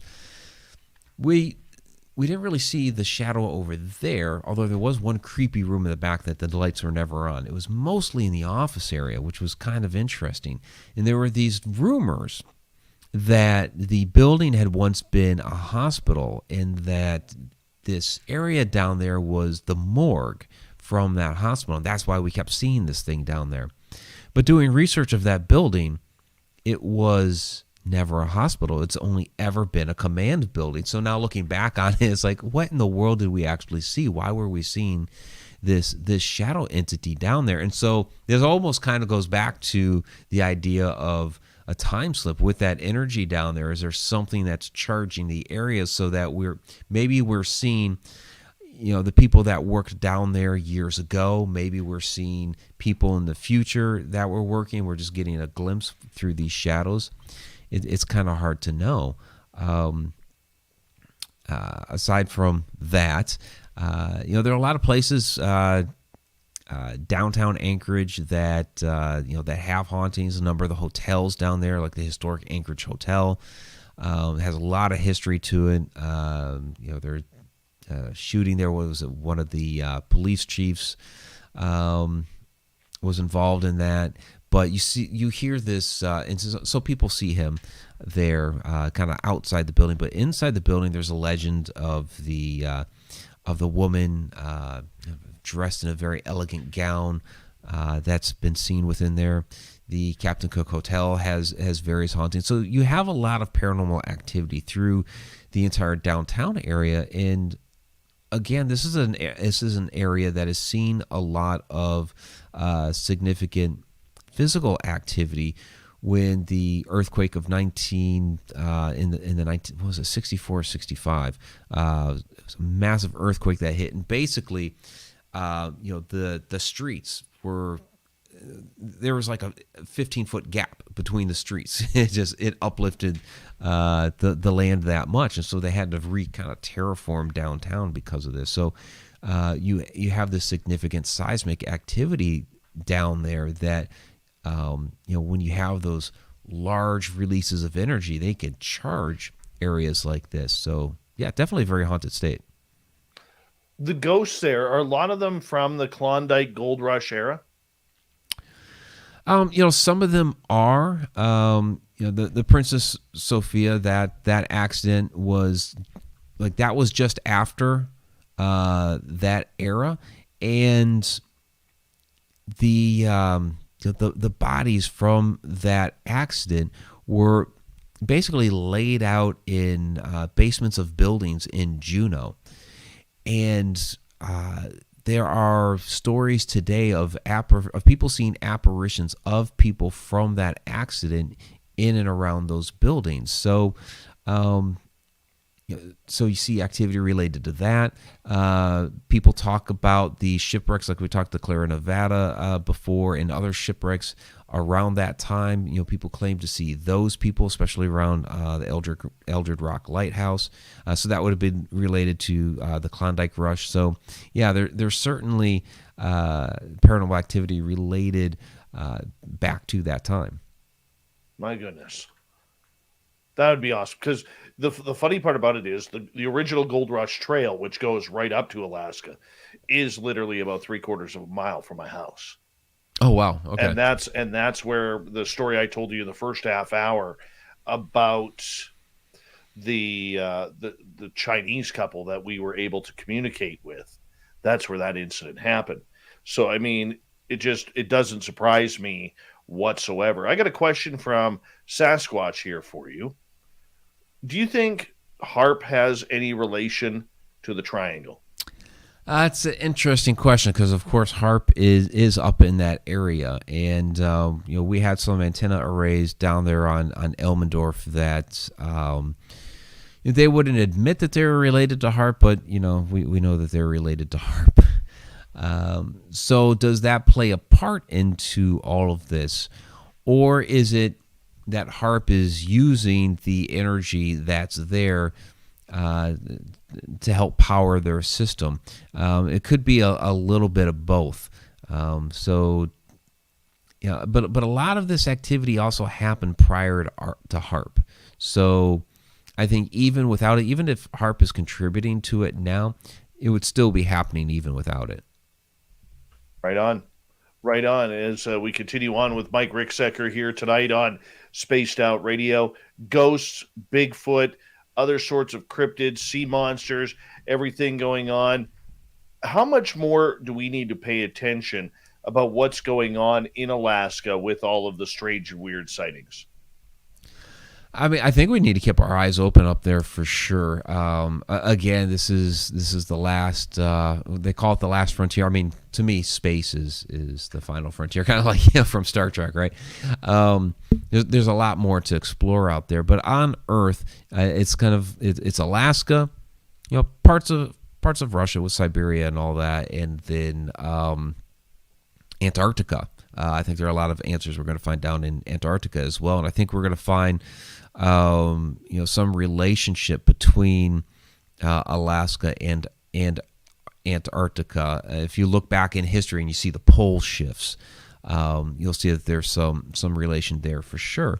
But I think there's a lot more that we're going to discover up there as the years go on, and whether the government's going to try to harness that energy up there, whether it's related to UFO, and how involved is the government in the UFO activity up there. I think we especially need to keep an eye on that, especially with all this. We clamor for disclosure, and what we were fed back in June from the government was nothing. So we're still a very dissatisfied community when it comes to disclosure. So I think we need to keep an eye out for that. When it comes to, and MUFON does a pretty good job of keeping up on the sightings up there. But I think everybody needs to keep their eyes open for those different reports out of Alaska.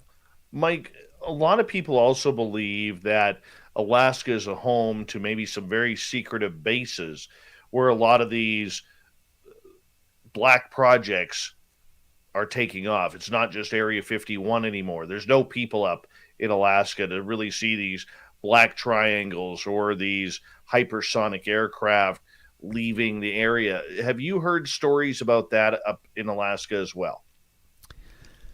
Yeah, Alaska is definitely an area for that because it's so remote. The one issue, of course, is the weather. That makes it quite difficult. But because of its remoteness, there are certainly special projects that they will conduct up there that it's easier to keep them hidden. So. I mean, I can't speak to specifically what, but at least during my time up there, I mean, I visited bunkers that people didn't even know were there.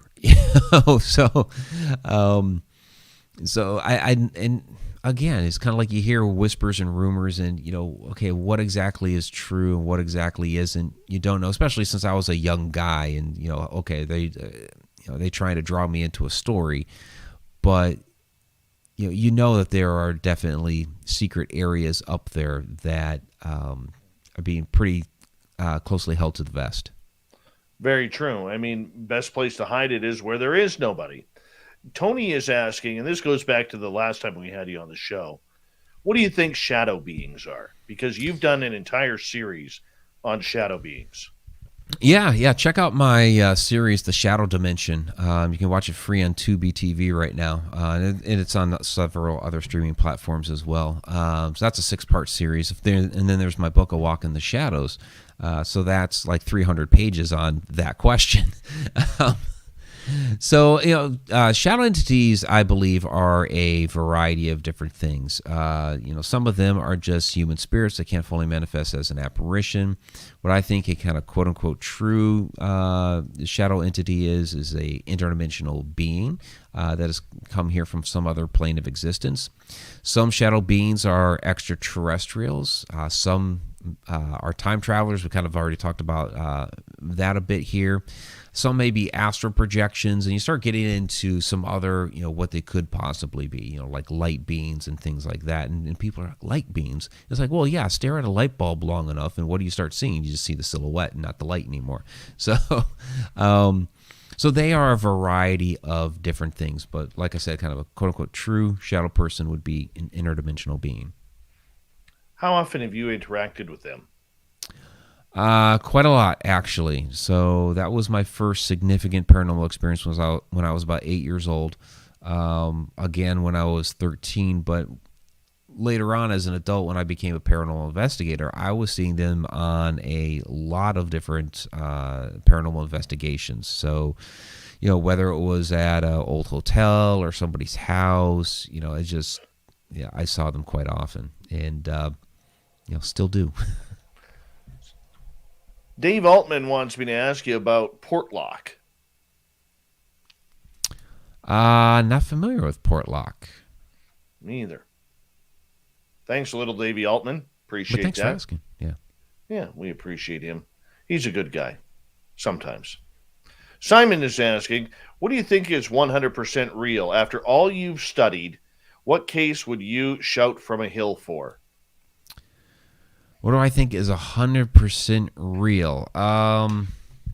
Geez, there's so much stuff that I've seen. So, any of the stories that I've told of, what I've personally witnessed, like I talked about the quick shadow there at Johnny V's Muskogee, Oklahoma. One that I would definitely,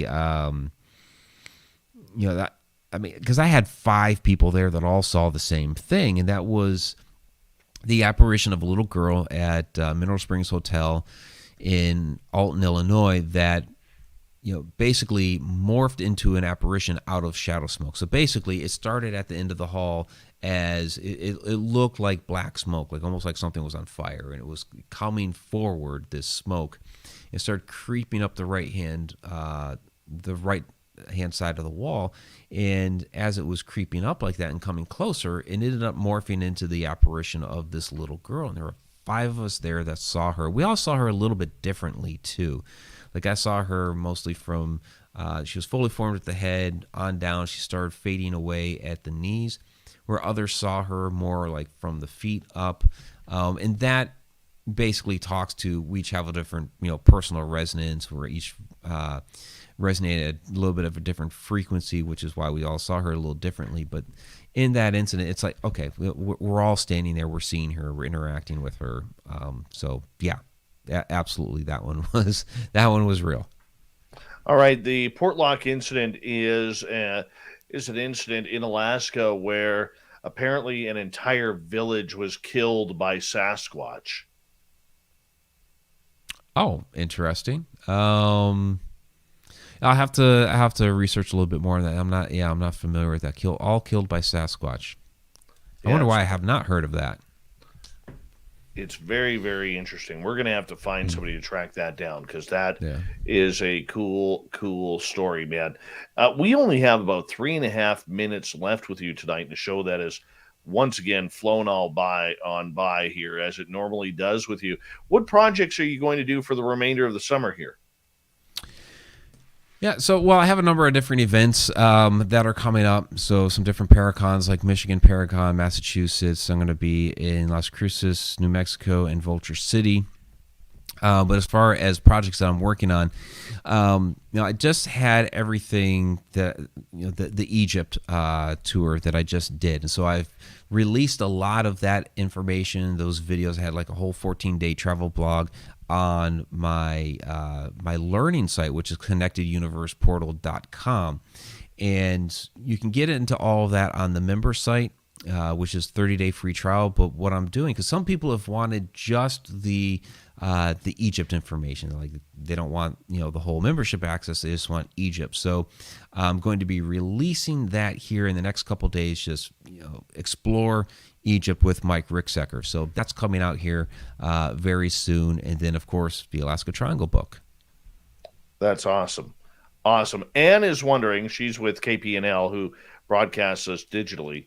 She is asking, Mike, when was your last paranormal experience and what happened? Oh, that's a good question. Because there are some things that go on here in the house like all the time. So, there's something moving around in the pantry the other day.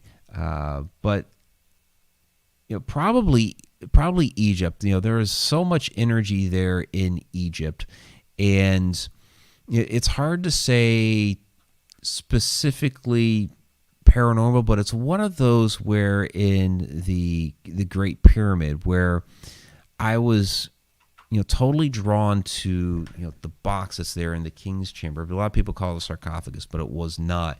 And as I'm sitting there looking at it and examining it, it was more like, again, this is something that's not going to be like ghostly or whatever, but I would say supernatural, because it was almost like an epiphany type moment as I'm sitting here looking at the construction of that box. And I'm calling in like Mohammed, our tour guide, who's been doing this for 20 years, and he's extensively researched it. I'm pointing different things out to him, and he's like, I have never looked at it from that perspective before. It was like kind of like a revelation. So I'm going to be coming up or putting out more information about that here soon. So that to me was, again, not quite paranormal, but it was, I was connecting with something there in the King's Chamber for sure. Very cool. Tell everybody how they can find you. You have 40 seconds. Yeah, okay. You can find me MikeRicksecker.com, like Dave said, HauntedRoadMedia.com as well. Please check out the ConnectedUniversePortal.com. That's where I'm directing a lot of people these days for the learning site. And of course, you can find all my books on Amazon.com as well. And please check out the Shadow Dimension docuseries on Tubi TV. Really appreciate you, Mike. It's always a pleasure to have you on Spaced Out Radio, my friend. You're a good one, and keep up the great work, because we need more Mike Rickseckers out there than we do all the other showboats out there. That's for sure. You're doing great, and continued success with your work. Thanks again, Dave. I always appreciate being on your show. We always have a good time. Absolutely. Mike Ricksecker, everybody, hauntedroadmedia.com. Coming up next, we have the SOR Newswire, as Captain Shirk has us all prepared, and the thought of the day. Stay tuned. Spaced Out Radio continues right after this.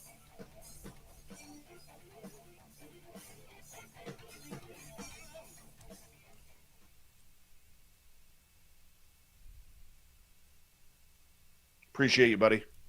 Yeah. Thanks again, Dave. Thank you so much, and always appreciate you staying up late. I will get some dates to you here very soon about October, and Okay. then we'll just say pick your top 20 haunted stories that we could talk about, and we'll go from there. Sounds good. We'll do it. All right, buddy. You take care. All right. Yep. Have a great night. Take care. See you soon. Take care. Bye-bye. Bye. Mike Ricksecker, everyone. Mike Ricksecker. I'm Chad Smith.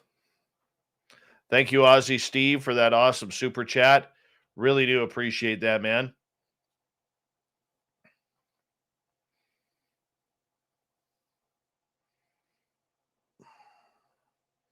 The Shadow Dimension on Tubi TV.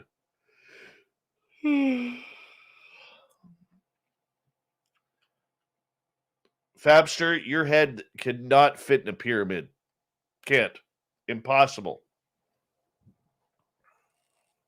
Is that better? Yeah, that's better. It's impossible for your head to fit on TV there, Fabster.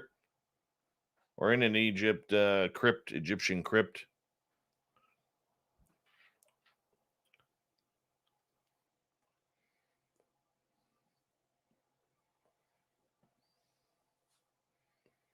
Can you imagine Fap trying to board a train or a plane? There is no way that could happen. Not that high. No, I don't want it that high. Try there. That's better. All right.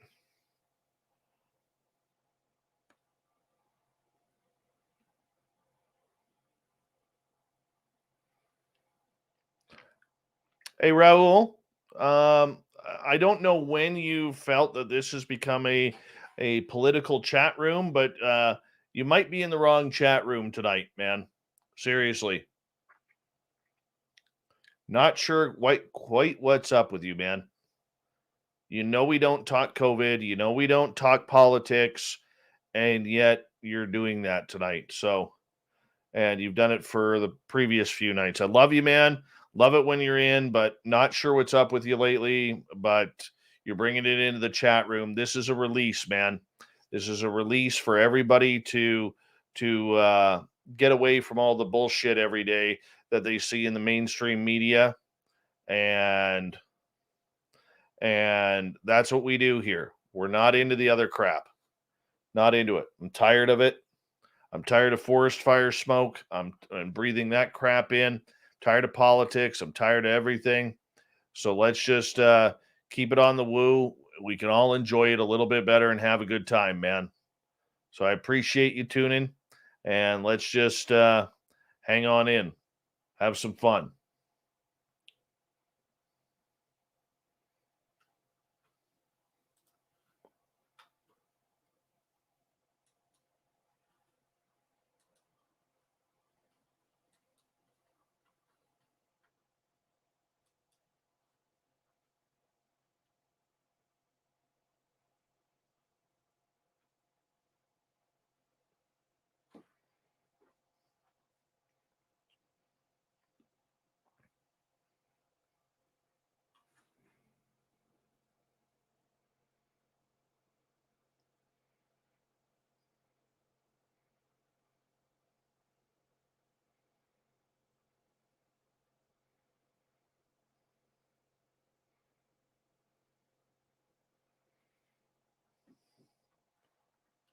All right. Let's see that.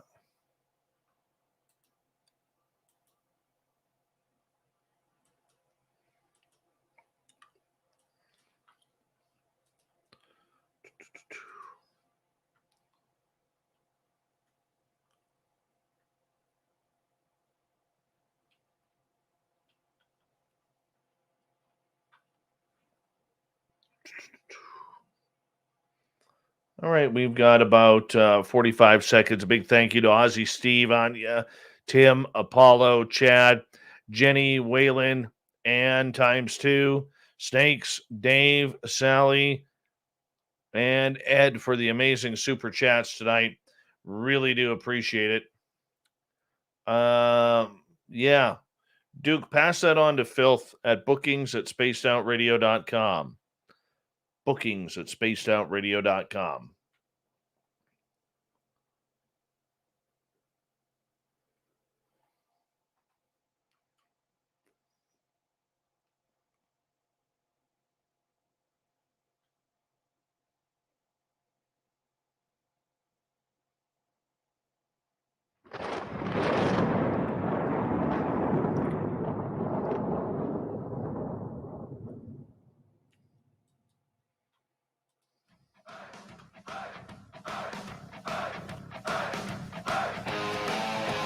We rounded third. We're heading for home tonight on Spaced Out Radio.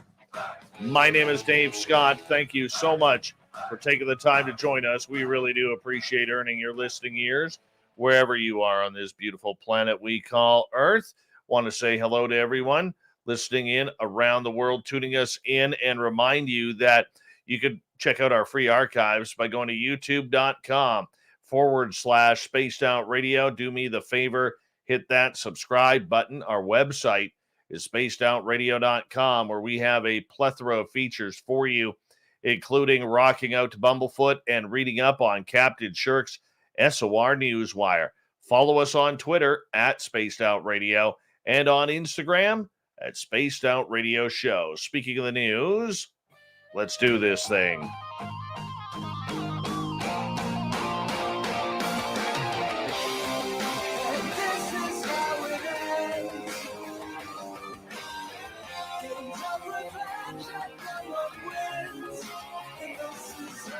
The news is always changing, which is why we bring you the SOR Newswire at the back end of every show, where we get to the weird, the strange, the wacky, and the ufological. A woman has taken to TikTok claiming that she found a UFO in her back garden.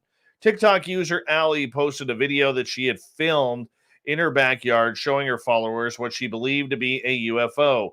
She addresses her followers saying, "If anybody from Conspiracy TikTok is here, I think you'd be interested in the UFO I just found in my backyard." The video, of course, has amassed 2.3 million views, over 300,000 likes, and over 1,600 comments. Of course it has, because that's important in today's age.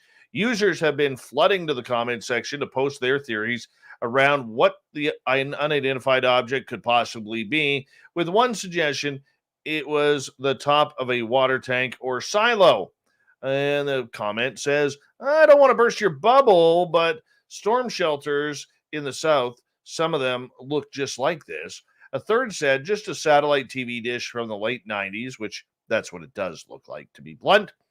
Allie has since updated her followers on her findings, posting a second video of the discovery to give her followers a better look at it. In it, she notes how the object has some weird graffiti on it, which looks peculiarly like a Mario Kart mushroom. She described how it is completely out there in the middle of nowhere and that there is nothing for a mile in any direction. She goes on to show her followers what they were waiting for: a better look inside of the alleged UFO. However, unfortunately, no aliens can be seen, just rocks and water due to it being monsoon season. Allie does note a mysterious hole, however, which she doesn't have access due to the water. Allie later posted a third video in which she admits to her followers that she knows for a fact it's not an actual UFO, but that she would sooner believe it was a UFO than a satellite. She asked her followers to help her out because she wants to find out what is in the hole. Now, most followers seem to think that the presence of the hole confirmed that strange object status as some sort of silo or water tower, while the object still has not been fully identified. If it was really a UFO, you'd think that any alien would be such a big fan of Mario Kart that they would graffiti a mega mushroom on the vehicle. I highly doubt it. They are definitely going for something else, like Howard the Duck. All right. Earlier this summer, the Office of the Directors of National Intelligence released a much publicized 9-page report titled With Deliberate Blandness, Preliminary Assessment Unidentified Aerial Phenomena. Although the report was requested by Congress, in many ways it was the culmination of a 3.5-year public attention to military reports regarding UFOs. ODNI didn't use the acronym UFO, which dates back to the 50s, instead choosing the brighter, happier UAP. Military intelligence officials have consistently framed these mysterious incidents in terms of national security. So why do all the press and social media keep bringing up aliens?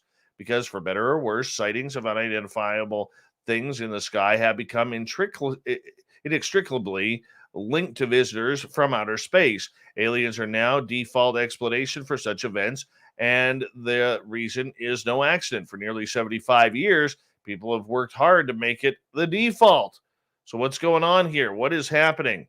Most people, though, didn't take it possibly seriously about it. Opinion writers tended to think that the U.S. or the Soviet Union were testing experimental rockets, and these are the answers for what is going on. It goes all the way back to the 1947 event with Kenneth Arnold and the flying saucer flap. When then should we make of this most recent report, or what should we make of it? Does it add anything new to the long history? The answer is no. No, it doesn't.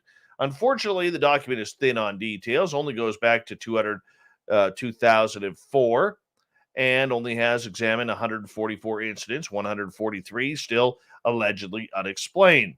The most worrying UAP episodes from national security-minded readers involved 18 outlier instances in which it was reported that the object displayed unusual flight characteristics. Yep, we know that. So ODNI's preliminary report does break some new ground. However, doesn't really answer much, and it's about time that people are starting to realize this. She ain't afraid of no ghosts, but she should be afraid of rickety roofs. A ghost hunter taking part in a paranormal investigation fell through the roof of an abandoned Buffalo Central terminal in Buffalo, New York. The 35-year-old woman and her fellow Ghostbuster were on a substation roof near the back of the property when it caved in and she fell more than 5 meters, so 5 times, and about 18 feet, almost 20 feet. Officers and paramedics responded to the rescue call shortly after 10:30 p.m. The woman was treated at the scene before being taken with multiple injuries to the local hospital. The man with her, not injured whatsoever. The two ghost hunters were there without permission. Of course they were there without permission, but police said no charges have been filed. Despite a train not passing through the terminal in more than 40 years, the 92-year-old building is run by a nonprofit that continues to host public events there each year. But the station also attracts ghost hunters and those interested in all things supernatural. The series Ghost Hunters was filmed there, and the nonprofit has hosted ghost tours in the past. You know, this is exactly why ghost hunters have a very poor reputation. Very poor reputation. Once again, this is something that could have easily been handled. But no, they're going to do their own thing, and they're going to give the entire area and phenomena and people involved, like Merle, a black eye because a couple of morons want to break into a building for a ghost hunt. Too bad. I wish there was a way to regulate this field, because it would probably eliminate half of the morons out there that are just there to do their own thing and don't care about the consequences or the private property. How hard is it? Just ask. And if they say no, find someplace else to get your ghost on. Weird. A Frontier Airlines passenger was taped to his seat after he allegedly groped and assaulted flight attendants during a Miami-bound flight from Philadelphia last week. The 22-year-old was arrested at Miami International Airport. Authorities arrested Maxwell Wilkinson Berry of Ohio and charged him with 3 counts of misdemeanor battery, according to a Miami-Dade police report. He had 2 drinks while on the flight and ordered a third, police said. He allegedly brushed an empty cup against the backside of a female flight attendant who told him not to touch her, according to officials. He later spilled a drink on his shirt, went to the bathroom, exiting shirtless, police said. A flight attendant helped him get another shirt from his carry-on. After walking around the plane for about 15 minutes, he began to get friendly with another female flight attendant and allegedly grabbed her breasts, according to the report. He then put his arms around both female flight attendants and allegedly groped their boobage. Yeah. A male flight attendant then was called to watch over Barry, who then punched the man in the face. Man, this guy has problems. The flight attendant and nearby passengers restrained Barry with tape and a seatbelt extender, according to the report.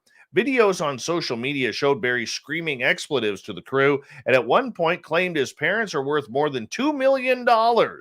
Other clips showed Barry taking a swing at a male flight attendant and later being tied up with duct tape. Frontier initially said the flight attendants would be relieved of their flying pending completion of the investigation. Their statement triggered a response from Association of Flight Attendants Union President Sarah Nelson, who called the Frontier statement a knee-jerk reaction to a short video of the incident. If this is not immediately corrected, flight attendants may feel unsafe to come to work, Nelson said. Management has a legal duty to maintain a safe working environment for employees. Frontier later said in an updated statement provided to the media that the in-flight crew members are on paid leave, which is in line with an event of this nature. Frontier Airlines maintains the utmost value, respect, concern, and support for all of our flight attendants, including those who were assaulted on this flight. We are supporting the needs of these team members and are working with law enforcement to fully support the prosecution of the passenger involved. The incident is one of many customer-related disruptions since air travel has picked up during the pandemic. In June, the FAA said it has received more than 3,000 reports of unruly passenger behavior since the beginning of the year. It's real easy. Sit down, shut up, put your seatbelt on, and get to your destination where you can get all weird and strange. Come on. Beachgoers were evacuated from the sea after a report of a large marine animal in the water. Yeah, this happened in Bournemouth Beach. Lifeguards instructed swimmers to leave the sea at Boscombe Beach in Bournemouth while they were scanning the waters.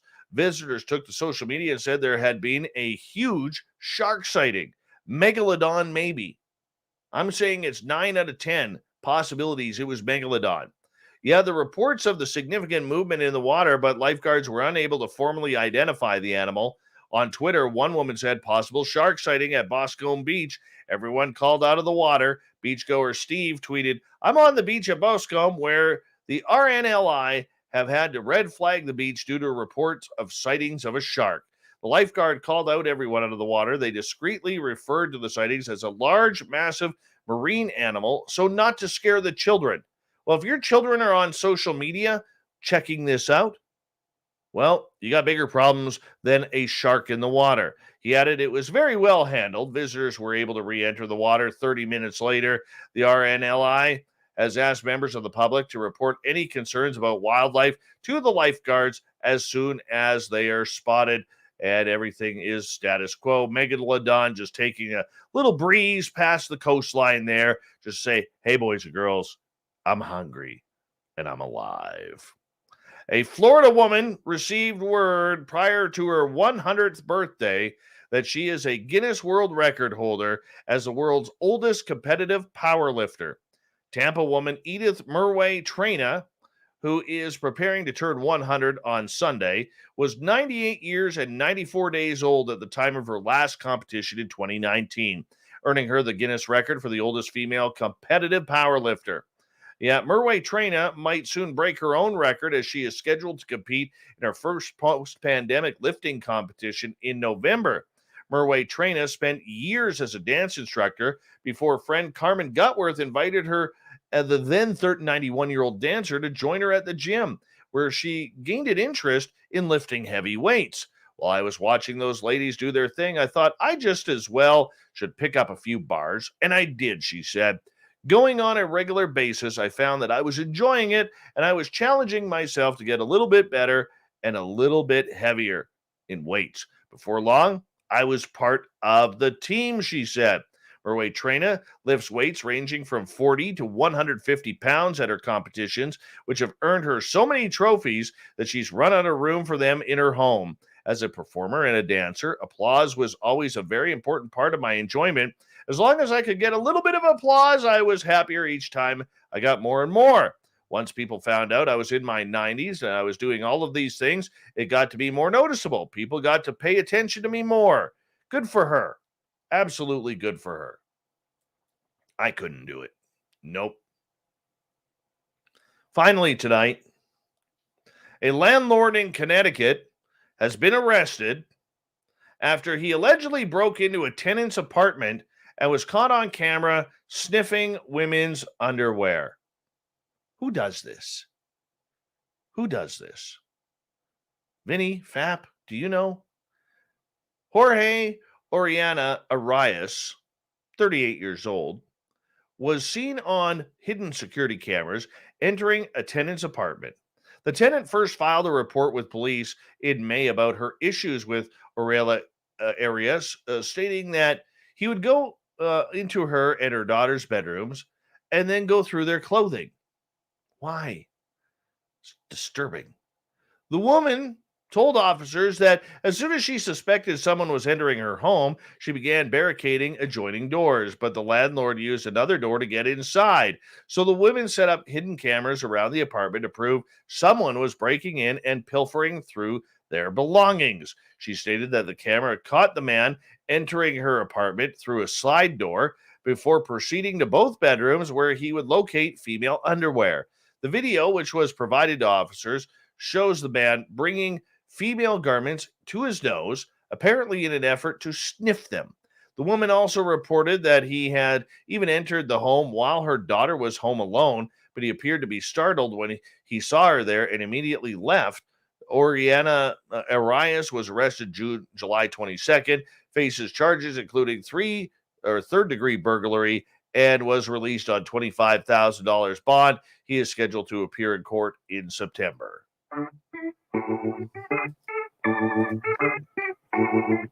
Weirdo. Complete weirdo.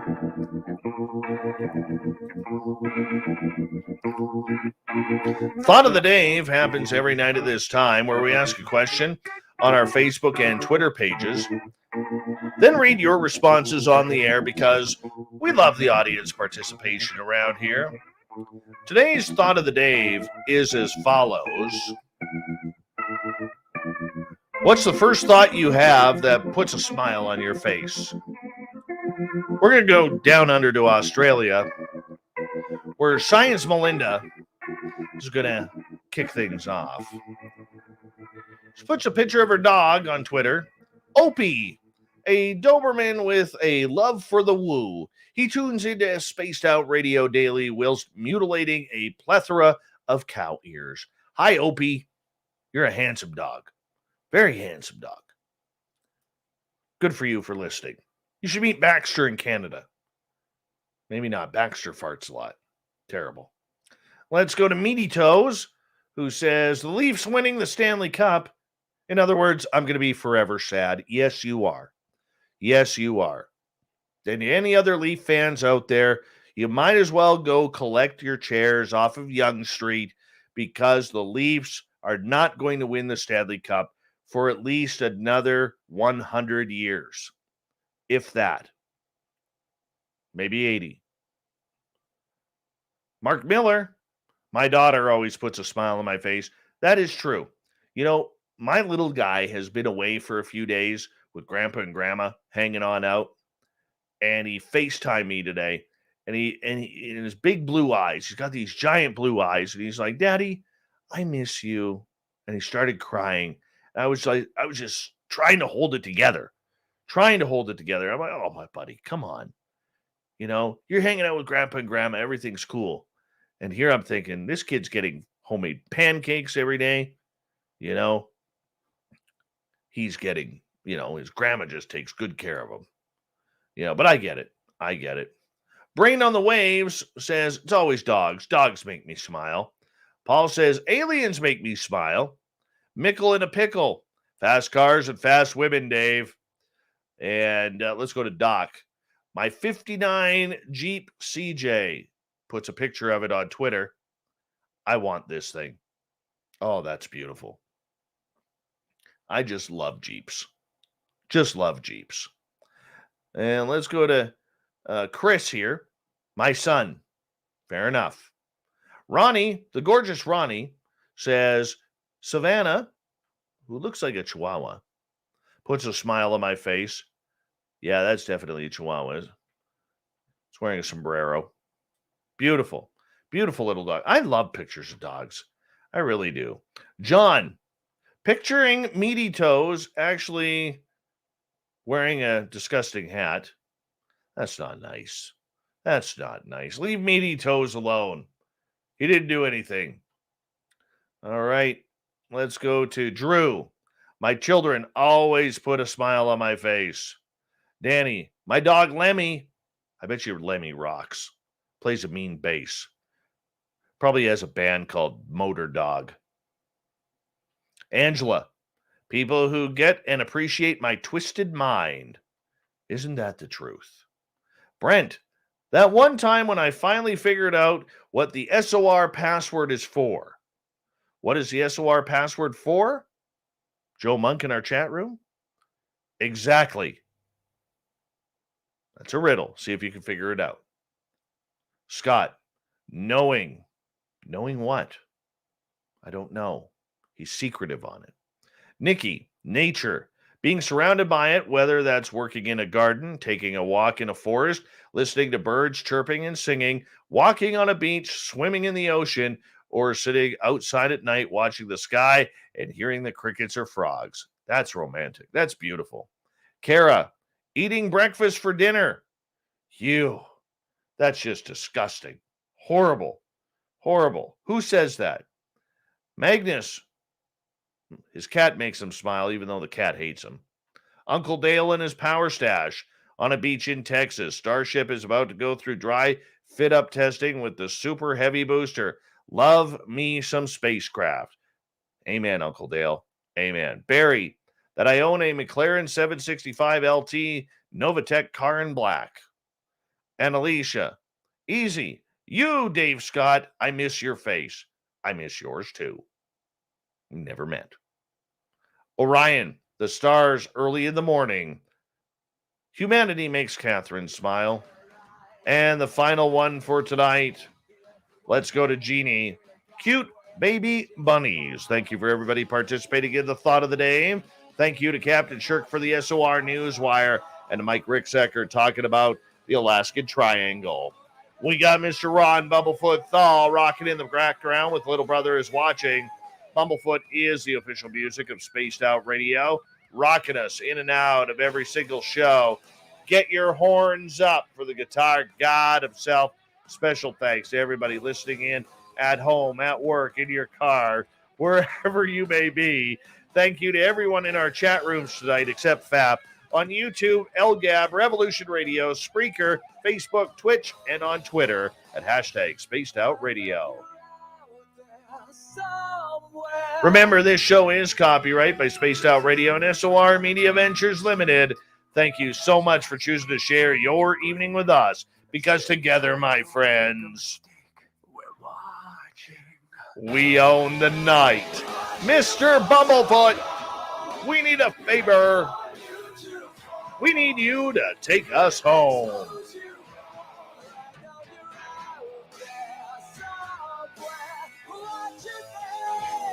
Yes, the Woo Train has docked for the night. But soon, my friends, we shall ride again. Your seats are always available. Your tickets never expire. And if you want to bring a friend, we've got room for them too. Good night.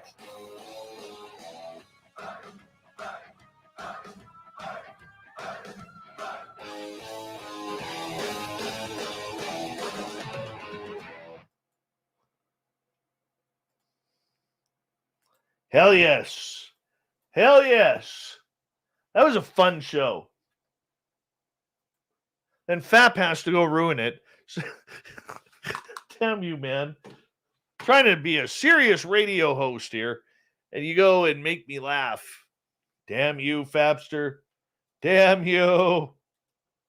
That was awesome. Absolutely awesome. My man Super Quest there. Take us home, Captain. Oh, yeah, hell yeah, man. Oh, hell yeah. Just for you. Just for you. I get so pumped up about that every night. Every night. I don't know why. It just does it, though. Just totally does it.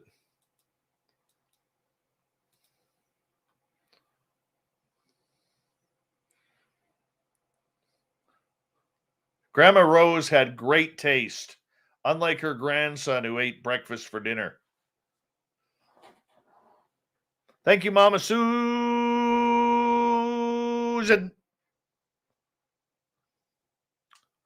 All right, I'll be right back.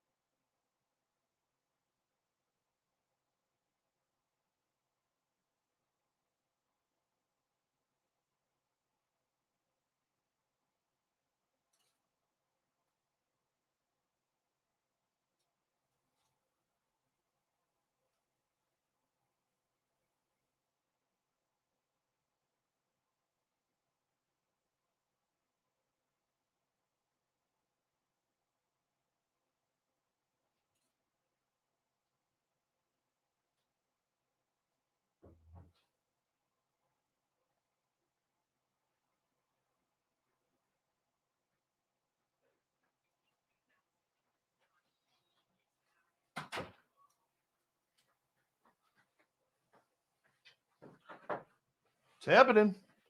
I'm here. The gorgeous and talented Jordan Ashley Pettit has arrived, everyone. Her limousine's a little bit late, but that's okay.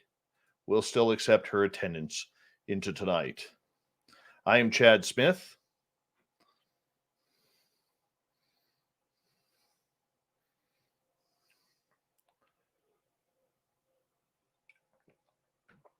All right. Any questions for old Davey tonight? Can I Blue Bomber? What the hell is Blue Bomber? Winnipeg Blue Bomber? Oh my goodness. I'm going to have to Google that, Behoff. Black LTD Black Metal Arrow. LTD Black Metal Arrow. Oh my goodness.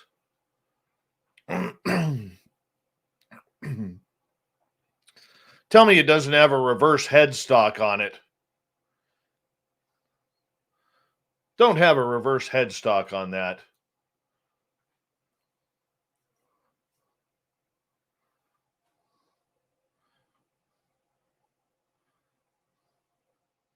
What's Bombshell Bomber doing? Hi, Thurston Howell III.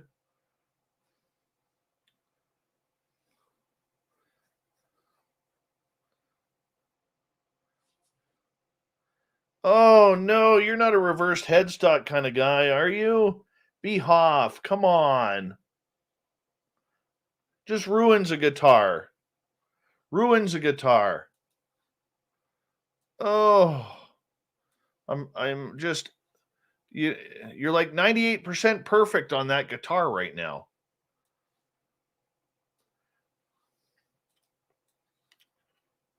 It is a gorgeous guitar, though. My gosh. What made you get that one? Give me 2 secs here, people. Forgot to make my files.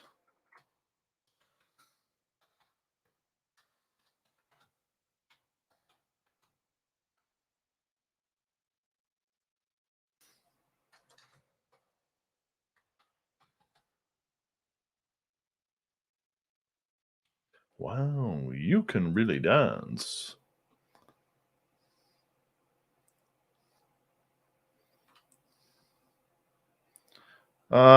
Is Dave Scott a pseudonym?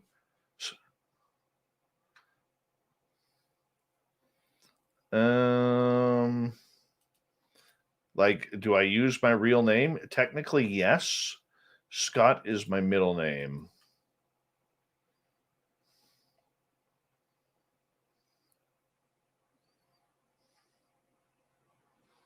What did Bomber say? I gotta go back and find this now. What kind of trouble are you causing, Bomber?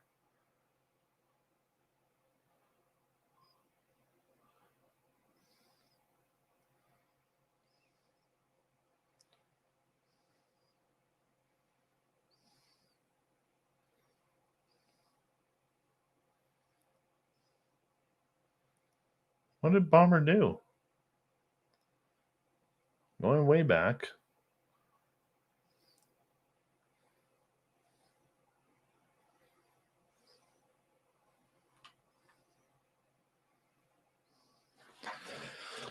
Simon, Bumblefoot used to be in GNR. If so, how the F did you get him to be the theme of your show? That's actually an interesting question. After in 2014, after Guns N' Roses did their final residency in Vegas before Axl got Slash and Duff back in the band, Ron Bumblefoot Thal was playing with GNR. And then right after that, GNR went on a break, and Ron ended up going on the doing a tour of what they called the Guitar Gods with Gary Hoey and Yngwie Malmsteen, and a friend of mine knew him, and we went to the concert. And after the show, we ended up literally hanging out with them until like I think the show ended at like 11, and we ended up leaving the tour bus at about 4 o'clock in the morning. And so I followed him on Twitter, and he followed me back, and we just kept in contact. And in 2016 or in 2015, he put out the album Little Brother Is Watching. And in 2016, I wanted to change our theme song because music is just really, really important to kind of set the stage to the show. And from there, I had messaged him, and I said, "Hey, man, like we hadn't talked in a number of months, not really talked, but tweeted in a number of months." And I said, I was wondering I told him about the show and the what we talk about on a nightly basis. And he does this incredible guitar solo of the Pink Panther. And I really wanted to use the Pink Panther his version of it. And he's like, well, you can't use that because that's copywritten by Warner Brothers, but I do have on my new album a couple of great songs that we should talk about, and we came to an agreement on using "Little Brother Is Watching" and and "Women Rule the World." And he's a big fan of the show. He listens in sometimes when he has some time. He loves our audience, and our audience has been pretty phenomenal to him when they've tweeted out, about Little Brother Is Watching. And he's seen a major increase in downloads of Little Brother Is Watching ever since we took it on as our theme song. And he's just been a real fan of what we do. And I love the guy, and that's kind of how it all happened. And that's how we ended up with Little Brother Is Watching. John is saying, Dave, ever considered that Bigfoot may not have have an PSI abilities, but that another unseen entity does PSI stuff? Possibly, dude. Hey, Dirt Road. I mean, something is up with the creature, John.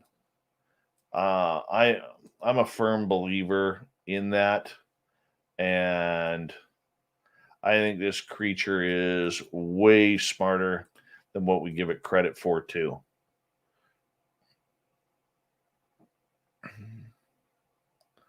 Well, let's see here.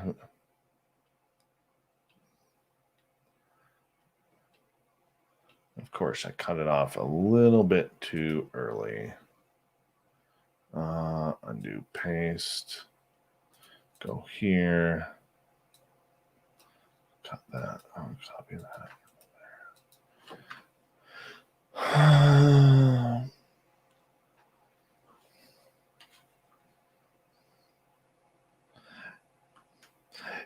Thank you, Simon. Appreciate that. You know what? I will say this, and I know I'm in the extreme minority here because I'm a lifetime Guns N' Roses fan too. But I've seen both bands play. Now, I never got to see GNR in their younger days because I had tickets back in 1992, and that's when Axl lost his voice on the Use Your Illusion tour, and they shut that down.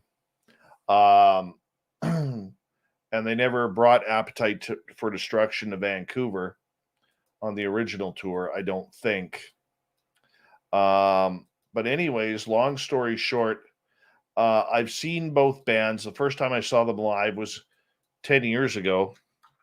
And, that's when Bumblefoot and DJ Ashba were both on lead guitar. DJ Ashba is an incredible guitarist.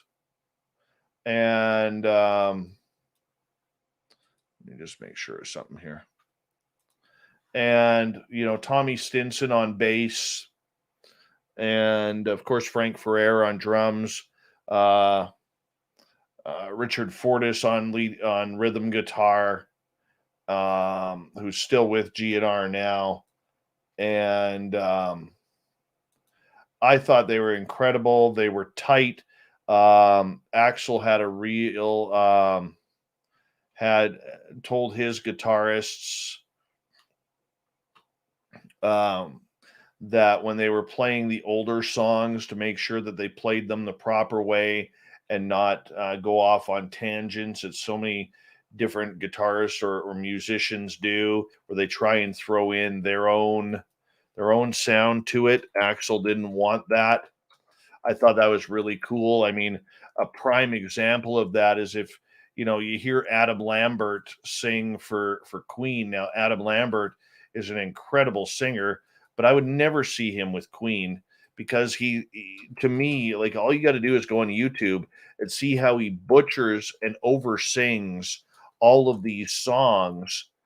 Sure, he's got the flamboyancy of Freddie Mercury and he's incredibly talented, but he makes the songs not sound like the songs that we know and love. And when you're paying $100, $150, $200, $300 a ticket now, I want to hear the songs the way I know them. I don't want to hear tangents. And like, getting back to GNR,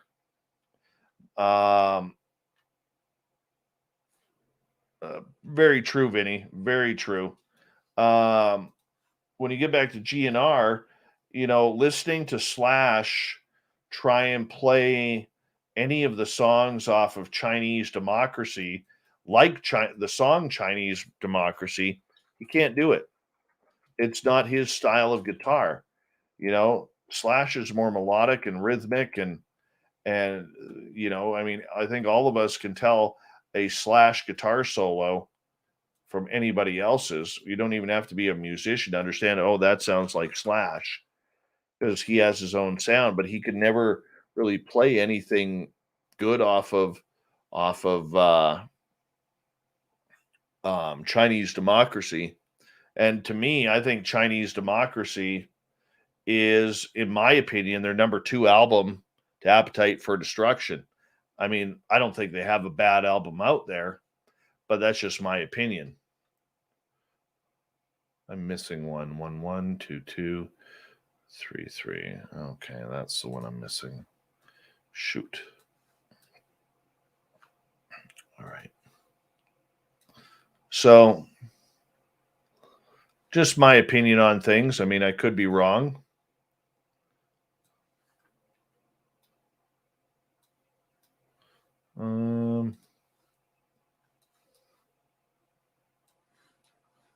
But that's just the way I feel. I know, like I said, I know I'm in the minority of things there, and people are going to be like, "What? That's sacrilegious." I get that.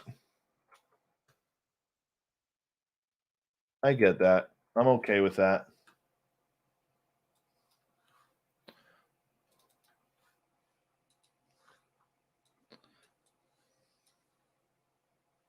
Oh, that's wrong. Move that one. Move that one. So let's just go like this.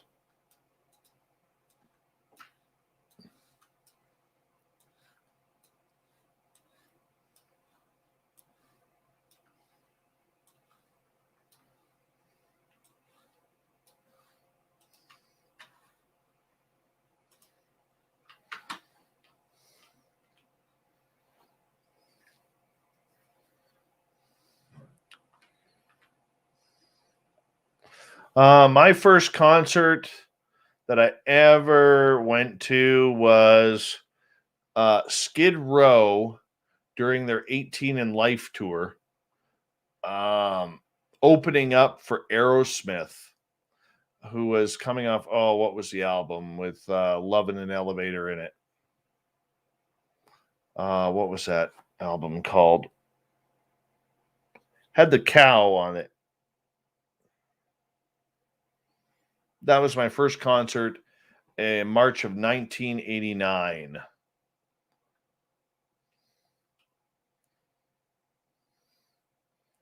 I think I paid I paid $30 a ticket. I was like, holy cow. That was incredible.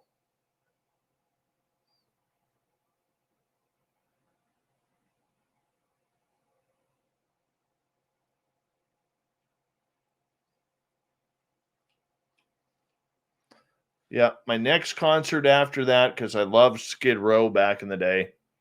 My next concert after that was at the Vancouver Forum, general admission.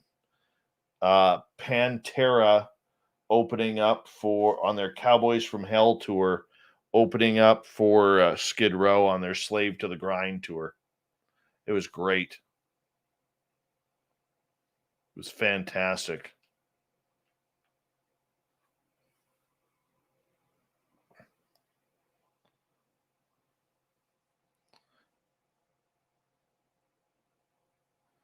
Oh, Simon, I agree with you. The 1988 version of Guns N' Roses was the best. It was the best. You know, even when they replaced Steven Adler for Matt Sorum looked like a maniac behind the drums. Just a maniac. It was fantastic.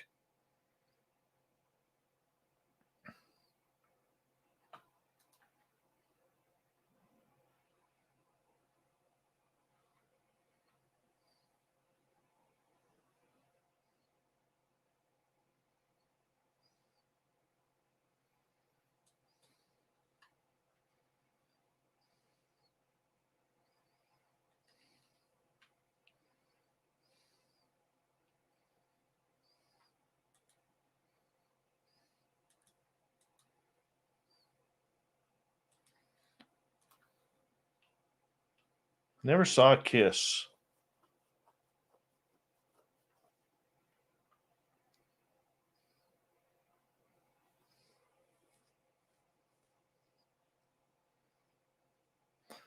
Let's see. I've seen Def Leppard twice. Really like them. I'm proud to say I've never seen Bon Jovi.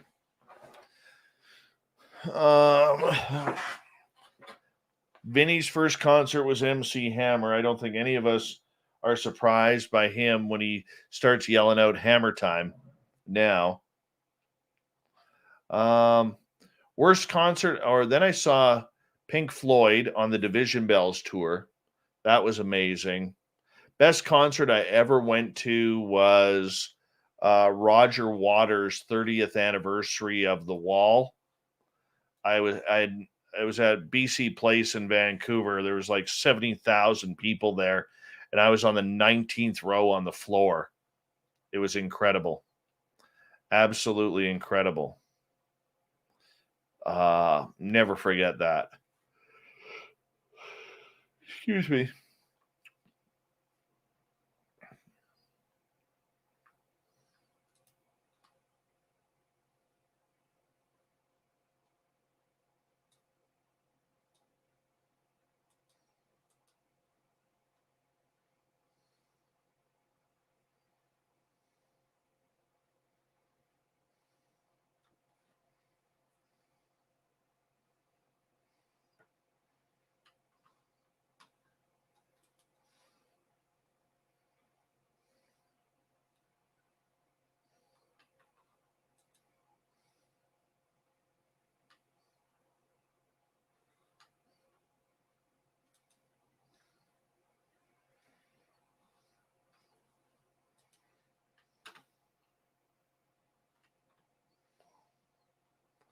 Oh, let's see. I never saw Jackal.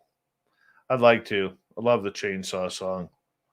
Most memorable random walk on during a show. I saw Stevie Ray play 6 months before he'd passed, and Carlos Santana showed up at the end and jammed with him for 3 songs. That would have been incredible. That would have been incredible to see.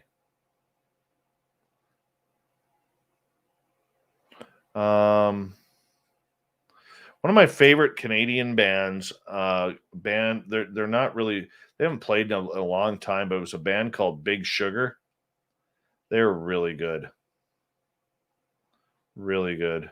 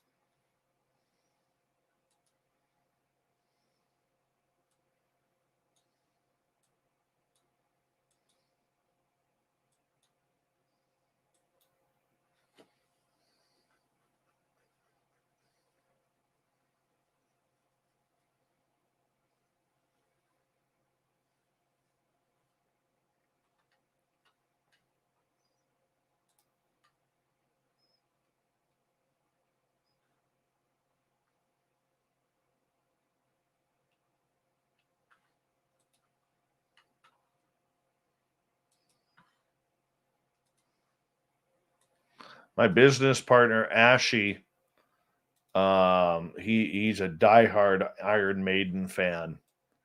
And he has seen Iron Maiden, well, when concerts were going on in 2019, he passed the 150 mark that he had seen Iron Maiden. I think he's seen him 155 times now.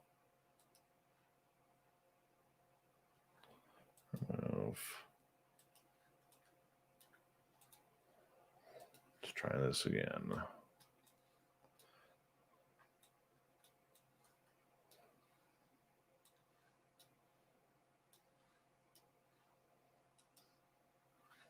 There we go.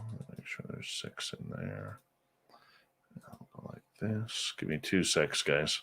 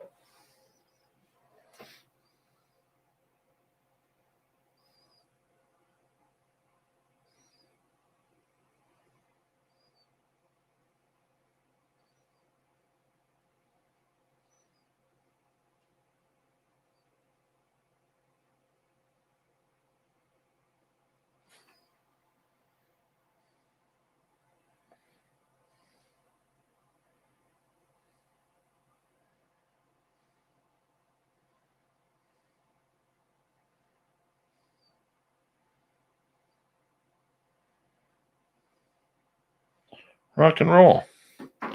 Merle and I, for Ghosts of the Great White North, will have the legendary Patty Negri as our guest. Psychic to the Hollywood stars and a frequent guest on Ghost Hunters or Ghost Adventures, pardon me.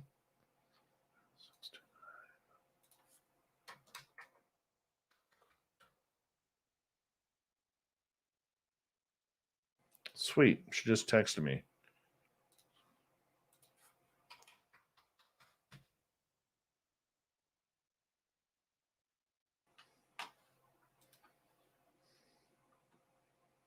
Yeah. She's total awesomeness.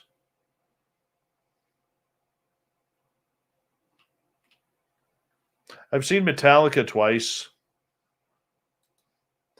They're fantastic live. I really enjoyed them.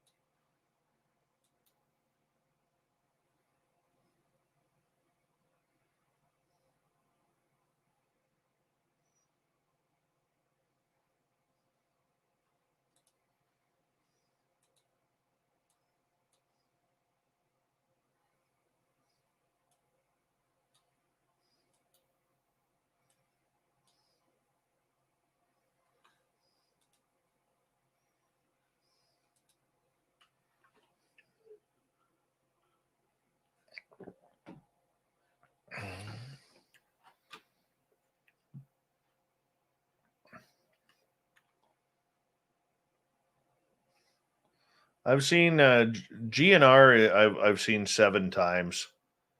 I could see them every day. I would never get sick of it. I listen to Guns N' Roses every day. Every day.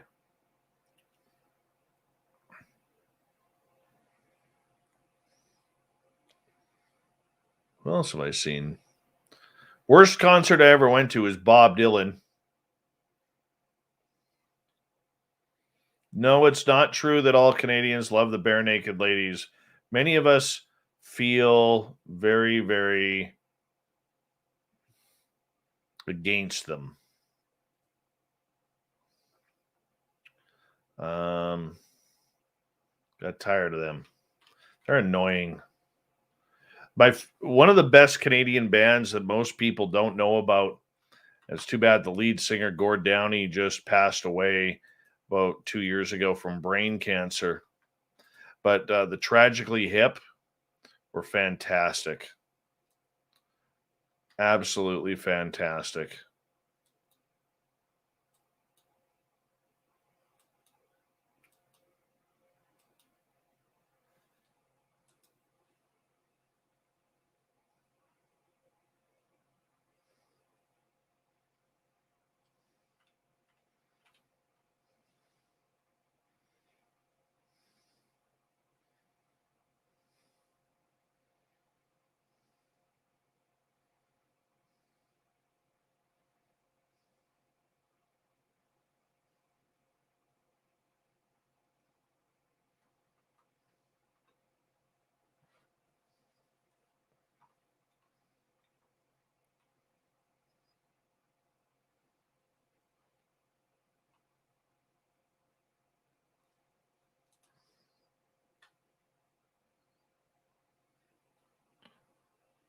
Oh, no way, Bomber.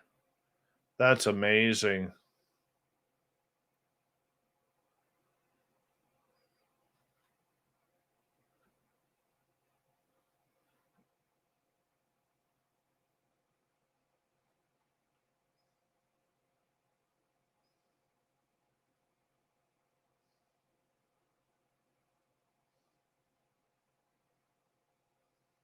Yeah, the Midnight Oil would be a good comparison to the Hip.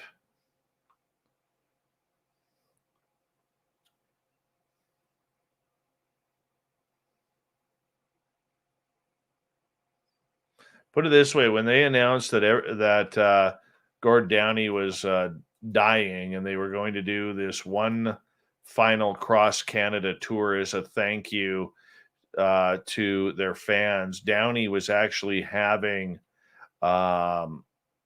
he was actually going through chemotherapy, I believe, or radiation during the tour, and he would still go on stage, and perform the hell out of the show. It was such a positive rush for him, and it was the only tour the Tragically Hip ever did where they actually had uh, lyric screens on the stage, because they just with the brain cancer that he had, there would be times where Downey may have forgotten the lyrics. Not that he meant to, but just his brain wasn't working properly, and that was kind of cool. But they actually, on their final show ever, hey, gorgeous Larry Schulte, on their final show ever, they actually broadcast it live right across Canada, because Gord Downie just meant so much to Canadians.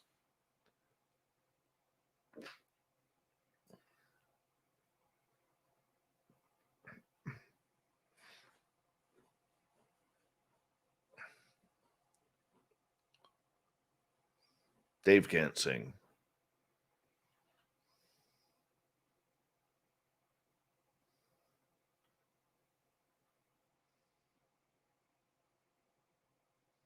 Yeah, and they're the type of band too, like a lot of bands can, go through tragedy or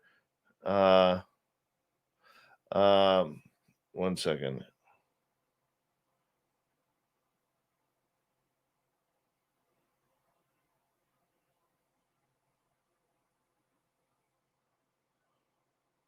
A lot of bands can, pull off a secondary singer. Um, but the hip could never. No way. There's no way the hip. There's not another Gord Downey out there, and I don't even think they're gonna try.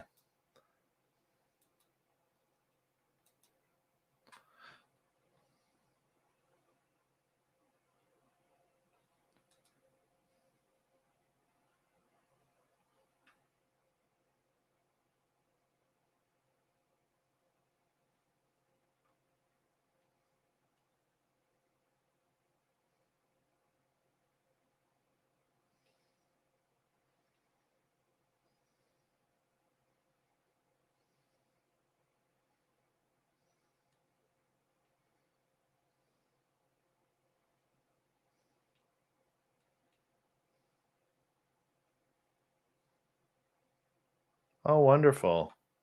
Severe thunderstorms moving into northwestern Alberta from BC. Oh, they're leaving BC. That's okay then.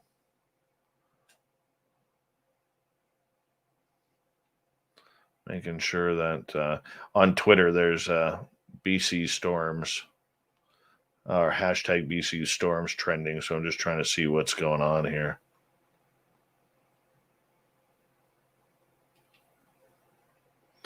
See what we're going to get here.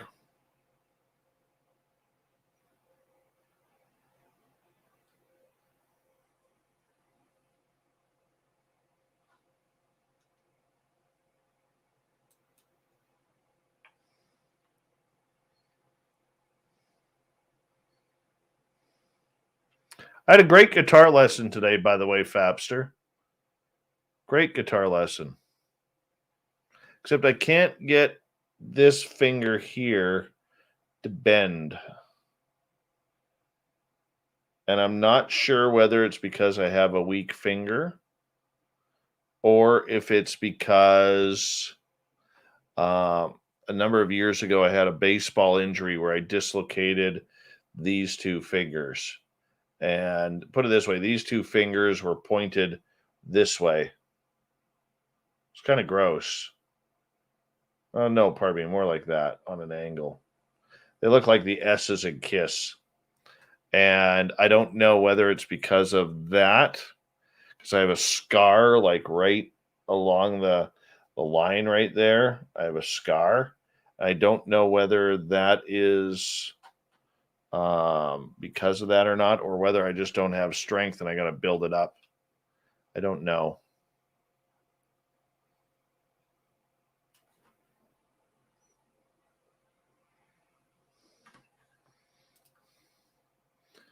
All right, we are done. Tomorrow night on the show, the man you love.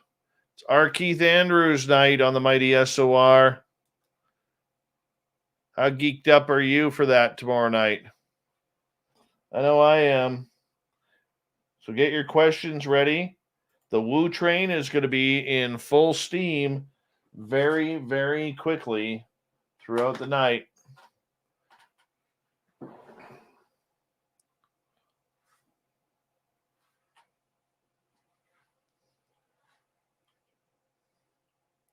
Tomorrow night, our Keith Andrews. And I'm going to say goodnight to all of you. Thank you to Ozzy, Steve, Anya, Tim, Apollo, Chad, Jenny, Waylon, Ann, Snakes, Dave, Sally, Ann, and Ed for the amazing super chats. Really do appreciate it. DEFCON 3 on Twitch. How you doing, man? We're just about to sign this off. And we'll have a good night. Remember, my name is Dave Scott, a.k.a. I'm Chad Smith, and we'll have a great night tomorrow night as well. Take care, everyone. Good night.